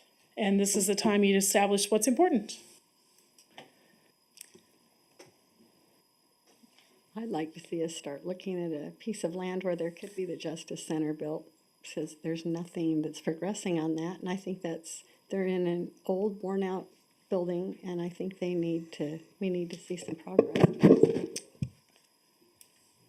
That's what I was going to say. Great. And I am taking this in and we'll take notes from it and put everything down, and I appreciate that one for sure. Commissioner, duly noted, and I think we're already having some of those discussions. And we'll be ready for budget to bring those ideas to the governing body and have some discussions about those over the next few months. Did she get a promotion? Sorry, you call her commissioner. I'm just giving you a hard time. Councilman, I'm flashing back 20 years. I'm just giving you a hard time. Is it possible, so going off of what she was talking about, I know sometimes we pursue donors for Veterans Park, things like that, which obviously I'm sure we're not shutting the door to that, but is it possible to actively pursue someone that may have an ideal piece of land? Where? Yeah, anywhere? I don't know. We are. Yes. Yes. Okay. Yes, it is All right. possible. Enough said. Yes, it's possible. Or any of the developers that are kind of out there willing to donate land or things like that. Go ahead. Yes. We like the way you think. Great idea. We will definitely have discussions with, and we have had discussions with developers. we may not be lucky enough to get full donation, but we'll definitely have discussions with them to see if there's a piece of property that's appropriate for that. And I can say that we have discussed that with a few developers. Yeah, we're working actively on. And we'll definitely bring that back to the governing body. And there's some other options that we're looking at that we'll bring back probably within the next 2 months. I think my biggest thing is, even though we pounded on streets a lot, like we are doing other things. So we got to do veterans. Probably gonna be able to do a little bit more there. Like we can pick and choose some other things. So we're not like 100% streets, you know. We're definitely tilted heavy that way. We're probably like 80% on that side, but we're not just in a silo with that. So as long as we can do some other little smaller side projects, focus on the streets, and if we can do that for long enough, then the street problem is gonna start taking care of itself at some point, and then we can refocus on other things. But I think we have a pretty good balance right now for what we need it to be. I'd like to see an improvement at that. I know we've talked about in the past, but the old pool, doing something with that over the next couple of years. I do think, I know staying neutral in the ad valorem is not really realistic, but to continue to at least in small amounts lower our mill levy. Whether that be slowing down on certain things in the budget, whatever, to be able to make that happen. But I think that's important this year, especially since there is such big increases. And I don't think we're gonna see a decrease in home values. They're only gonna continue to go up for the next year or so. Probably in 26, 27 will be the first time we'll see any kind of decrease from the county. So being able to at least do something to help, stop the bleeding for homeowners, in that respect. I know it probably can't be very big, but at least continue doing something to get that mill levy down. One of the large items that we'll be looking at, and we'll be bringing this back to the governing body in the first meeting in May, we'll be looking at some wastewater studies that we need to start. One of those would be the wastewater management plan for the plant, and then one would be flow modeling for the sewer mains throughout the town. As we grow, we have to be able to understand what the dynamics of that flow is and what our capacities are at the plant. And we're anticipating that we could be at capacity at our wastewater plant by 2028 to 2020 or 2030. So one of those things, the first phase that we'll do is do a wastewater plant study, and we'll be bringing engineer in May to discuss that, so that we can move forward with that study and determine a cost, and also some other items that are associated with that. So anyway, those are not cheap items to look at. A new wastewater plant is not cheap, but it's something that's very necessary in a growing community. And we're also working at a secondary level with State of Kansas, a couple Division of Water Resources, KDHE, and some other surrounding communities and partners to see if there's a potential for a regional wastewater plant and where that may be located. So we're kind of doing parallel looks at this to determine what's best for Spring Hill. I was just say going regionally might be the best route, because don't they pay for the majority of? Yes and no. I mean, at face value, it may sound good. We're gonna need to do a study internally to see if that's beneficial to us or not. There's pros and cons to doing that, and we just want to make sure that it's in the best benefit of the community. Yeah. I know with setting up our perimeter to kind of protect us from the bigger cities around us, we kind of are gonna have to be able to expand that wastewater plant, but, And just with population growth. Yep. That was gonna be my only comment on the budget, was just focusing on growth, which I know that's a generic comment, but, and as that affects all these different areas and pools of money, that's the only thing that kind of makes me a little nervous about a 5-year budget is, I think it was the city that put out the statistic somewhere saying that they had doubled in size in 10 years. And so to make a 5-year budget, that could swing a lot. So I'm assuming that we're coming back and adjusting and tweaking where needed within those 5 years. And I also look at things in a per capita or per person rate. So how much sales tax does a household generate? And a household has about 3 people in it. If we build an apartment complex, it's more like 1 person per apartment, things like that.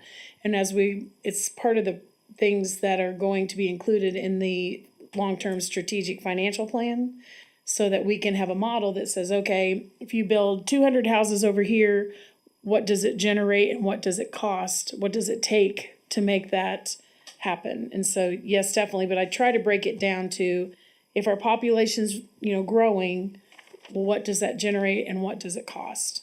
And so that we have all those factors. And I'm not really a huge fan of 5-year budgets, because I think you have 2 really good years and 3 years of, add 3%, which is just a mathematical exercise. But I think with the growth in Spring Hill, we have to do that. We have to be better than a 3% increase budget going forward, because real things are going to happen. More people means more police officers.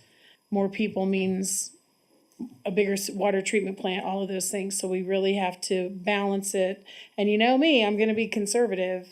I'm not going to come in with a dream. Maybe I need to create a dream one, and then here's what's really going to happen plan, because you got to have both. I think we're trying to put forth a solid foundation. And I know we're doing a lot of studies and a lot of reports and reviews. One of the things that the city engineer and I spoke about is the need for a strategic review of our traffic plan as we grow. As we move east towards the high school, there's a lot of potential growth in there over the next 5 to 10 years. Traffic patterns are going to shift. So everything that Council Member North, I got it right this time, brought up earlier, and also you brought it up earlier, that yes, we need to look at those traffic patterns and address those. So what we're trying to do is put forth a pretty solid foundation on strategic financial plans, wastewater plans, street plans, and hopefully as we go over the next 2 to 5 years, that we'll be moving in the right direction. And part of that is the 5-year budget, so that the governing body can look out and see what's coming in 5 years as compared to just looking at a 1-year budget.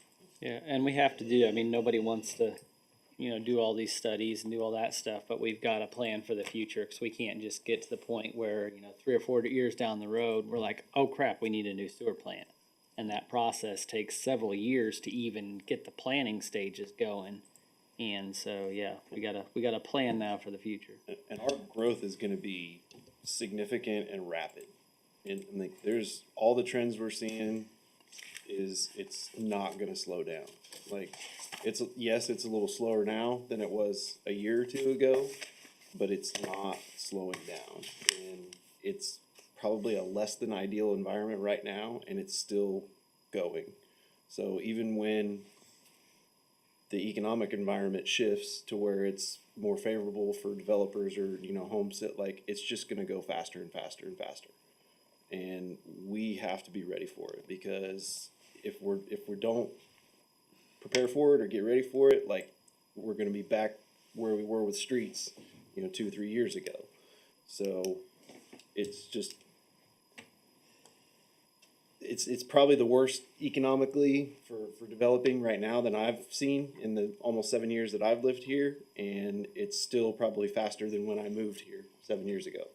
So I just don't see the growth slowing down much at all. Well, and it's mainly gonna be east, so yeah, addressing Ridgeview sooner rather than later is gonna be important too, because especially if they end up going with a second high school at some point, that's up off Ridgeview also, so we need to have a way for folks to get up and down probably more safely, so. That is high on our priority list, everything between 207th and 191st on Ridgeview. And then 207th and 199th between Ridgeview and Renner, or actually Woodland, all the way over to Renner. So those are items that are currently being discussed, since that is an area where there seems to be a lot of potential development in the next 5 years. Yeah, you get too far east, we can't lean on 169 to be our north-south transit, we gotta figure out something else. So. Is there an anticipated larger, I realized we just, went into contract with the company for the comprehensive plan. Outside of that, what other large expenses do we need to be, because that's another, that goes along with what we're talking about, planning for the future. Is there any other large expenses for the plan that would need to be accounted for? We don't hardly spend any money, we just collect it. You're on record. The large I could catch expenditures him. will be probably for the wastewater studies, and they'll be significant dollars, but, we have to ensure that as, 400, 500,000 new homes go in, that when they flush the toilet, that it can actually go downstream. But the plan doesn't necessarily require any more funding per se. That's just something that's in process that hopefully you can maybe give us an update on. The other one, in the comprehensive plan, it will address parks and trails and things like that? Because sometimes, one that we've never talked about, so I probably shouldn't tonight, but is a non-pedestrian plan, where you have, a non-motorized or a pedestrian plan, how pedestrians, use our city, and making sure that gets addressed in a comprehensive plan and a traffic plan and all those kind of things. As more people come, they will be moving around in all kinds of ways. Yeah, and that's actually the next thing I was gonna bring up on the budget is obviously we're very street heavy and I anticipate us to be very street heavy for the next couple of years probably. But I think trails and connectivity would be a big one that I think we need to, other than street taxes, streets and internet, that's probably the fourth most thing I've heard from citizens is about connectivity and trails and things for families. And so I think it is something that's important. Obviously, streets are more important. There's other things that we're making priorities now, but I do think that trails and connectivity is something that families really, really want and desire here in our community, and something we don't have. And I think we can start taking steps, and we have been discussing with developers and with other people ways that we can try to get some of these in the beginning stages when they're putting the development in, so we can get them all connected instead of trying to do it after the fact. So, As our checkerboard fills in too, that'll get better. yeah. I don't remember who it was I was talking to, but they said that there was the possibility of grants, like for parks. Is that accurate? That we could apply for? There's stuff out there. Isn't that part of what our agreement with, yeah, I Have them think at the last meeting, I know it was at the last meeting, we, are utilizing Baker Tilly's, grant, research. It has a fancier name than that, but they do grant research like that, and they have come back to us using our CIP to say, hey, these projects, this is where we would find grants for them. And they, have to be honest and say, yeah, there really isn't a grant for things like that. But yes, parks and trails have some unusual ones like wildlife. There are grants in wildlife to, even things like reducing traffic accidents related to animals in a community. They give, they have grants to help you manage things like that. So there's a lot of opportunities out there. And we are identifying grants that go with our projects. And I think as we get the comprehensive plan really in the works and stuff, I think we'll be able to incorporate and look at the grants and stuff a lot more when we know where we want the trails, and then we can go after the grants and stuff. Land water conservation is the kind of the big one for this. That's a state operated one. That's what a lot of them are. They usually have pretty lengthy application and verification processes, so they're a little bit administratively cumbersome. But they usually pay at least a 50-50 match. Sometimes they're more than that. Sometimes the trail ones are higher. You see like 80-20s or 70-30s sometimes with trails, because they tend to be less expensive than bigger park projects or stuff like that, so. The problem there becomes you have to be highly specific. So you have to outline your already planned trail, right? So if you're gonna apply for a grant, you're not applying for $1 million and they're gonna give you $1 million to just go do something with. You've got to outline it very specifically in your grant. So we need to have something like that on the books, and I think that's in the comp plan. And it's being discussed. Certainly the community wants connectivity and safety for pedestrian use. I mean, you know, you're crazy if you go out on some of these streets, right, on a bike or walking. I mean, you know, that's, but that's just the nature of, I think, too, we're a patchwork quilt of communities, or of residential communities. And so, they're isolated, right? Everybody's kind of on your own little island out there.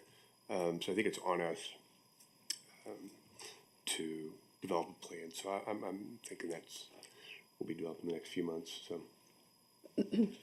Is there any thought behind like income producing parks, like what Olathe has had, or Overland Park, where they put like sporting fields where people can rent them and stuff like that? Is that anything that's worthwhile since we have so much land? Like Heritage Park is right there, but they have, you know, they rent out their fields and stuff, or. I think it's a good point. We do, we are looking at some of that in the comp plan, but the city does not own enough ground for that. Now, we did talk about, and I always have controversial conversations, so. That's really surprising. As taking the ball fields behind the Sonic and selling them. Yeah. Sell it to probably maybe multifamily or something like that, and take those funds, or go ahead and purchase a piece of property and then sell that and take those funds to reduce the debt on it for a larger facility. Well, like that huge one in Wiswell, that Wiswell project. Right. Is that gonna be city land, or is that gonna be? It all is, but it's floodplain. So that's more of a nature, and alternative transportation is the definition I'm learning now. Yeah. Walking trails and things like that, so. So actual good land to be able to put stuff on is harder to come by? Or we have to purchase it? Yeah, it's more expensive. Yeah. That's usually not what, the floodplain is usually what gets donated. Yeah. That's why a lot of your parks are in floodplains. That's why the parks are always in Rivers. floodplains. Of course, absolutely. Because it's not developed. Unused, yeah, it's unused.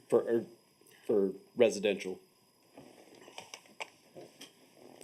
It also shows why the comprehensive plan is so important, and I really like that ours has such an interface with the public, because we can sit in this room and say, hey, let's have a walking trail and be behind Sonic, you know, all these things.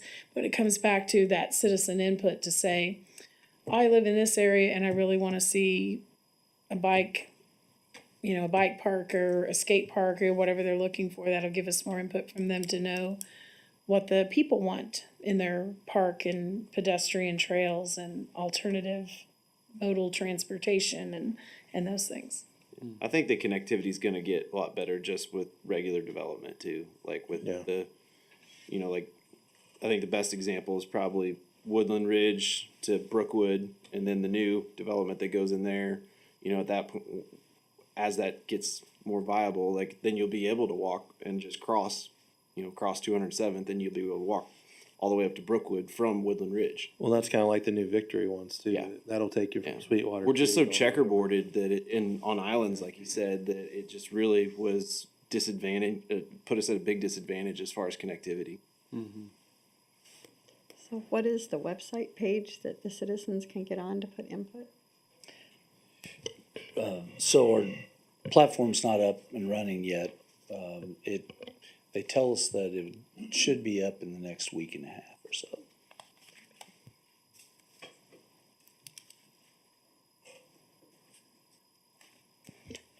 This has been good conversation. Is there anything, I want to make sure everyone's ideas and priorities get out there. Are there any others that we haven't discussed so far? I think you gave us a pretty strong list just to get started. Great. Well, I appreciate your time, and this is step one. We'll be starting right away on the budget. We have a June deadline for department heads to have theirs part done. At the same time, Johnson County and Miami County will be providing the tax revenue side for us. And our goal is to have the budget done by the end of July so that we can hit all those dates needed, all the hearings and things we need to have to abide by the statutes on budget. So I appreciate your input. Thank you. Next item on the agenda is another discussion item, and it's Veterans Park Memorial. And Mr. Messer, you have the floor. Drove out there a couple of days ago, and it's looking pretty good. Well, this one's a little bit more difficult. I need help on some thoughts. This project has,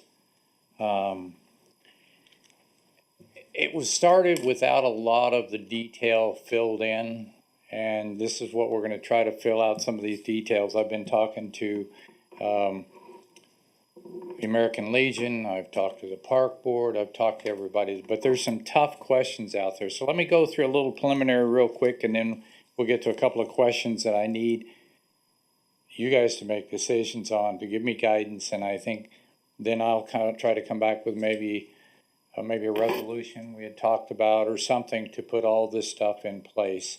So let me explain a few things up front so we'll know what we're talking about. On these, this is this drawing actually shows 2 tablets. There's going to be 4. But I wanted you to see what we're talking about on tablets. Here's the next, I put this one in there for the drawing. If you notice, I don't know, there's not a pointer, but if you notice, the tablets are positioned on each side. There's benches behind them. Next one. And this is what's going to, on the base of those tablets, it's one of the decisions I wanted to make sure I was on board with what everybody wanted. Those base of those battle crosses from the previous one, this is what's going to be on them. And I need to give approval to the contractor to go ahead and make these brass ones. The Soldier's Creed, I think, is pretty simple. They're basically, the Army is the Soldier's Creed, the Marines is the Rifleman's Creed, the Navy, the Air Force, the next one. Flip to the next one, yeah. The Airmen, Coast Guard. The Guardian Values is a made-up one because it has most of the values of the Space Force, but the Space Force doesn't have one. So we made that one, which had most of the points that they will have. So if you guys are good with those, I'll go ahead and tell them to go ahead and proceed with those. That was what the plan was, to have those on the base of each one. So that was one of the decisions, if you're good with those. I'm good with it. Yeah, I think it's fine. Okay. No issues. All right, I threw these tablets in again that's the front side. The back side is granite, and it has nothing on it. Now we're getting into the meat of the stuff. Go ahead. These are the questions. Now, I've gone to each of these groups, and on the back, maybe, that's what you guys are going to tell me. Here's where the possibilities are. Do we want names of the Spring Hill veterans on the back of those tablets? Do we want, another thought is no names, and just make, it would be simple to just not have names and say these monuments represent everybody. Or do we want to go down the road of adding names to the back to the tablets? That's a huge question, and it doesn't seem to have an easy answer, because some people say yes, some people say no. So then, okay, let's put the names of the veterans on there. Who are the veterans?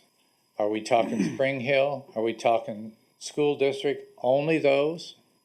Like I said, these are tough questions. Where do we go? And what do I write up for formalization? Another thought is, do we use, if it's a Spring Hill veteran, do we put those on the back of the granite tablets? Or do we, and if it's not a Spring Hill, but we give the people an opportunity to put their father, their grandfather, their aunts, uncles, whatever they want on there, on bricks. I'll go through all these and we'll jump back to here. Let me go to the next one. Here's some more. Do we add the names? Is there a cost? Will we use bricks? How do we request it? This is what I'm trying to write up and articulate into something that you guys can vote on, decide on, so it's written in stone. So we don't have questions later on. So we do it the same from now on. Let's flip to the next couple. Go to the next one. I missed some of the ones that were in there. You know, Jackie, I sat in, can I comment? Yeah, I sat in on this meeting. yes. So, I think the easy answer here is no names, just done. I mean, just done, right? Everything else is like, and I think that also it's respectful in that we miss no one. You know what I'm saying? We show respect to all veterans. The names, man, it gets so complicated. And then it's like, what if you miss somebody, or how do you, like, You're gonna miss somebody. you're always gonna miss somebody, but then how do you know if Grandpa, you know, Smith, you know what I'm saying? Like, yeah, I think the thing to do is get, we're showing respect for every veteran. We don't question if you're a veteran or not, right? You serve. Yeah, that's because, and Take that, it off your plate, man. I say, you know, yeah, because my suggestion. I did call, actually I got a hold of somebody finally at Fort Scott. I mean, because they have a American Legion memorial down there. Do you, is it a live vet, or do you have to wait till they pass away? And down there, if you have a vet, you can buy it. There are over 5,000 names inside of, they put that in 1990, and they're over 5,000, and this town's the same size. We have room for 1,600. What are we gonna go after 1,600? And I think it's cool putting the names. Like, don't get me wrong. I think, Yeah. you know, you see the wall, the Vietnam Wall. I mean, look, you know, these are powerful. So I don't want to discount the naming. I just think, yeah, it's a lot of, I just think it adds a lot for you and for everybody. And I don't necessarily know if there's a big outcry for names. If there's not, my tendency is to be like, let's just keep it real simple and real centrally. Does that make sense? I think it's. I think you can, and I think part of the reason that I think it makes sense quite a bit, because if we have the graphics we have, and we have the honor that we have because they are so distinct. I actually had people who are pro and con on the names. I mean, it's like, some don't want the name. I had one, in the American Legion, one meeting said, absolutely no, we don't want them because this is not the Vietnam War Memorial, because everybody sees the black granite. That's what they think of. I've had others saying, well, how are you going to put the names from the cemetery on there, and then you start adding names? How am I going to find a name on there? Because now we're talking a database or something to try to tell people which block. But I would say within 2 or 3 years, you're going to be talking about trying to add more granite slabs out there. Because if,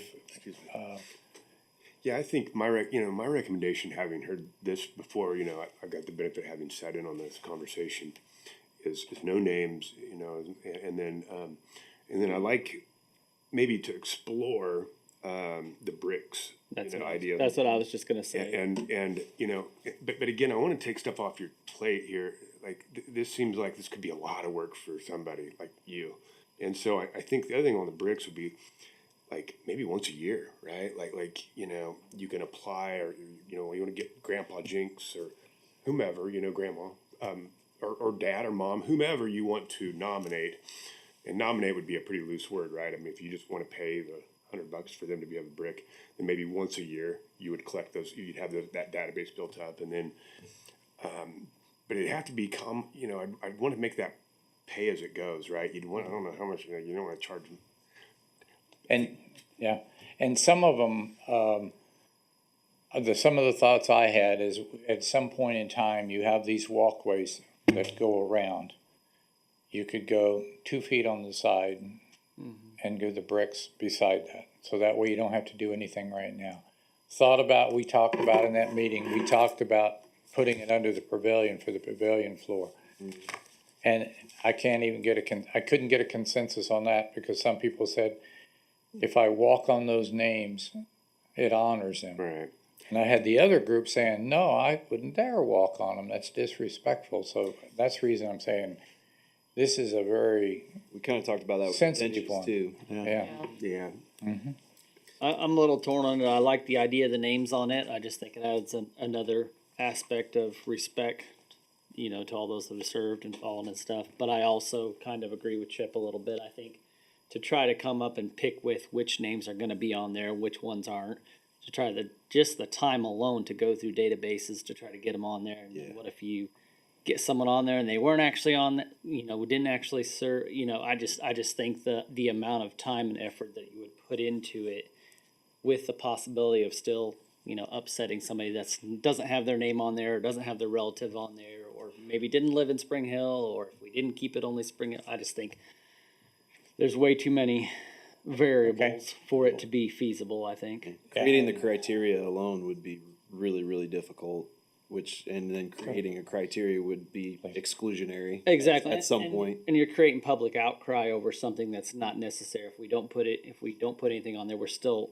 honoring them by everything. I mean, it's gonna be incredible out there with everything else that we're doing. And just I like the idea of the bricks, because I think and I like the idea of, you know, a family member, whatever, paying a certain amount for the brick to do it. And if the person's paying for a brick, obviously they're gonna be okay that brick is gonna be stepped on or walked on, because they're putting a brick on the ground. So I like the idea of that opportunity to say, hey, I wanna honor my dad or my grandpa or whoever by placing, you know, by putting their name on a brick and then placing it in, and just pay as you go. And I think we need to incorporate in the plan of where we're gonna put the bricks. So that may take a little bit of time to figure out where a good spot is that we can have, and maybe we can brick an area out with blank bricks, and then as people purchase it, you can just pop a blank one out, inscribe it. Yeah, one of the areas that I know of, what they do is they did the brick, like you're talking, filled it in, and when they get several bricks, they come out. The American Legion does it. And they come out, they pull the blank out, put the new one in, and they're just filled in with sand. That's exactly what I was So it's real easy. So, do it maybe once a year. Yeah, once every 2 years. maybe even so have a you're little not doing, 1 or 2 here or there. And maybe even have a little small ceremony and say, you know, hey, we're gonna do 10. Here's the 10 people we're gonna honor this year, and here's their bricks, and we place part of that, and I put it up there for the criteria, it's like, well, if we could use, and I would recommend that we use the Park Advisory Board if we start down the road with the bricks, and they have to provide the documentation that they were truly veterans, and then they bring the recommendation and say, here's a list, and we've vetted the list. It's a great Okay. for them to work on. But I think that would be a lot less work, and yet still be able to honor people by having their name, or having the opportunity to have their name placed on something that would forever be there. And then at some point in time in the future, they wanted to the next step would be put names on something that could be down the road, but right now keep it a little bit simpler. Yeah. Okay, let me ask a couple more questions while I got it. You can ignore the first one. I got a question, the next one. I meant the first one on that list. Go ahead, the next slide. What donors, I'm up to approving a donor plaque. How far back do you want me to go? Is it just this phase, or from when this project was conceived? How many you got? Yeah, I'd give them all. I think everybody that's donated to, I mean, I don't know if we do, And I don't do every person that's donated to. I got a list Veterans all the way Park. back to, 2020, but I don't know about before that. So do we just, anybody we find out, because I'd hate to do this bronze plaque and find out we missed one or two. How hard is it to figure that out, Pat? We'll give it a shot. I would, Is there a rec? Yeah. Right. I would think we would have a record somewhere in the finance. Okay, well, the big question was this phase or the whole thing, and so you answered that, that's good. Okay, that's all I had then. Not quite as complicated as I thought. I do have a list of the ones that I know about. Oh, and here's a question too, the ones that was for the jetty, when I got that donation, they wanted a separate plaque at the head of the jetties. On the jetty. So I don't think they won't be part of the memorial, but, Yeah. but what I have now, this came, pardon? Only wait till we comprise the list. Pardon? Why don't we wait till we comprise the list? Okay. Yeah. All right. We don't wanna make anybody else. Okay, all right, that's fine. Okay, that's good. But to your point, I think it's important to to make sure these people are, you know, and I know you will, and I appreciate the fact you do that, like, one of the things that's not spoken about, a lot of the money for all this project's donated, right? So, you know, we wanna show those people, it's a great project. It's a pretty project, it's gonna turn out great, I think. Yeah, to show those people the respect, and the donors would be a nice thing at the end. Okay, that's all I had. Thank you. Sir. All right, with that ends discussions. Next, we'll move on to announcements and reports. I don't think I really have anything on my end. Mrs. Roth? Same. Mr. Van Houten? Nada. Mr. Peel? One thing, on Saturday at 11 o'clock at the sports complex behind the Sonic, we are doing a memorial dedication. We redid the sign for the complex there, and we put a gentleman by the name of Marty Green, put his name and did the sign as a memorial to him. He passed away unexpectedly recently, within the last year or so. He was one of the early board members for Spring Hill Recreation Commission. Did a lot of work with the volunteer organization before it was a recreation commission, so this dates all the way back to the 80s and early 90s. So we were able to do that, and so they're having a little dedication. Some members of his family are going to be there. We'll have refreshments, ballpark food, concession type stuff there available, and then also they're going to try and organize a pickup slow pitch game. So that's at 11 o'clock on Saturday. Cool. Sounds like fun. Mr. Young? No report. Mrs. North? I had another question for Mr. Messer, and I was looking over some emails to us in the city, and I had contacted one of the individuals that wrote to us on March 31st, and he was given, at first it was Jeremy Johnston of System Services as a subcontractor for Optimum. That was not the name they were supposed to contact. Now it was a new name and a new phone number of an employee for System Services so that they could get their yard repaired from the internet, you know, the person that dug it, and the email wasn't a working one. They're not supposed to contact Jeremy Johnston now with System Services. It was a new employee. Yes. So the email Yes. wasn't working when I talked to this. Mr. Johnson was passing out cards that had the wrong phone number on it. Okay. And so anybody who contacts me, we give them the right number. In fact, we've been given a different contact other than him now. Right. So I actually have 4 people with that company. When I get a complaint, I send it to all 4 of them, Okay. all the way up the management chain. I'm not playing with them anymore. Yeah. And so they can't hide from me because my office is here and they're right across the street. So I walk across the street and knock on their door. And I was over there. I think it's the same one we're talking about. I resolved that one today. You did. I'll get with you afterwards and find out, but I think that one's been resolved. It was, with the chip on the sidewalk and stuff. Yeah, laying the roll on the sidewalk. Yeah. The truck had been parked on the part of the driveway or the sidewalk, and it cracked it. And then my neighbor just contacted me again too. Actually, I resolved that one this morning. These people are the contractors videotape before they start and after they get done.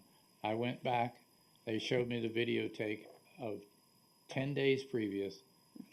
And I called the guy and said it was already cracked because they have documented it. But most of the time they do film before they work and they film after they work. So that helps resolve some of these. Most of the time they've torn something up.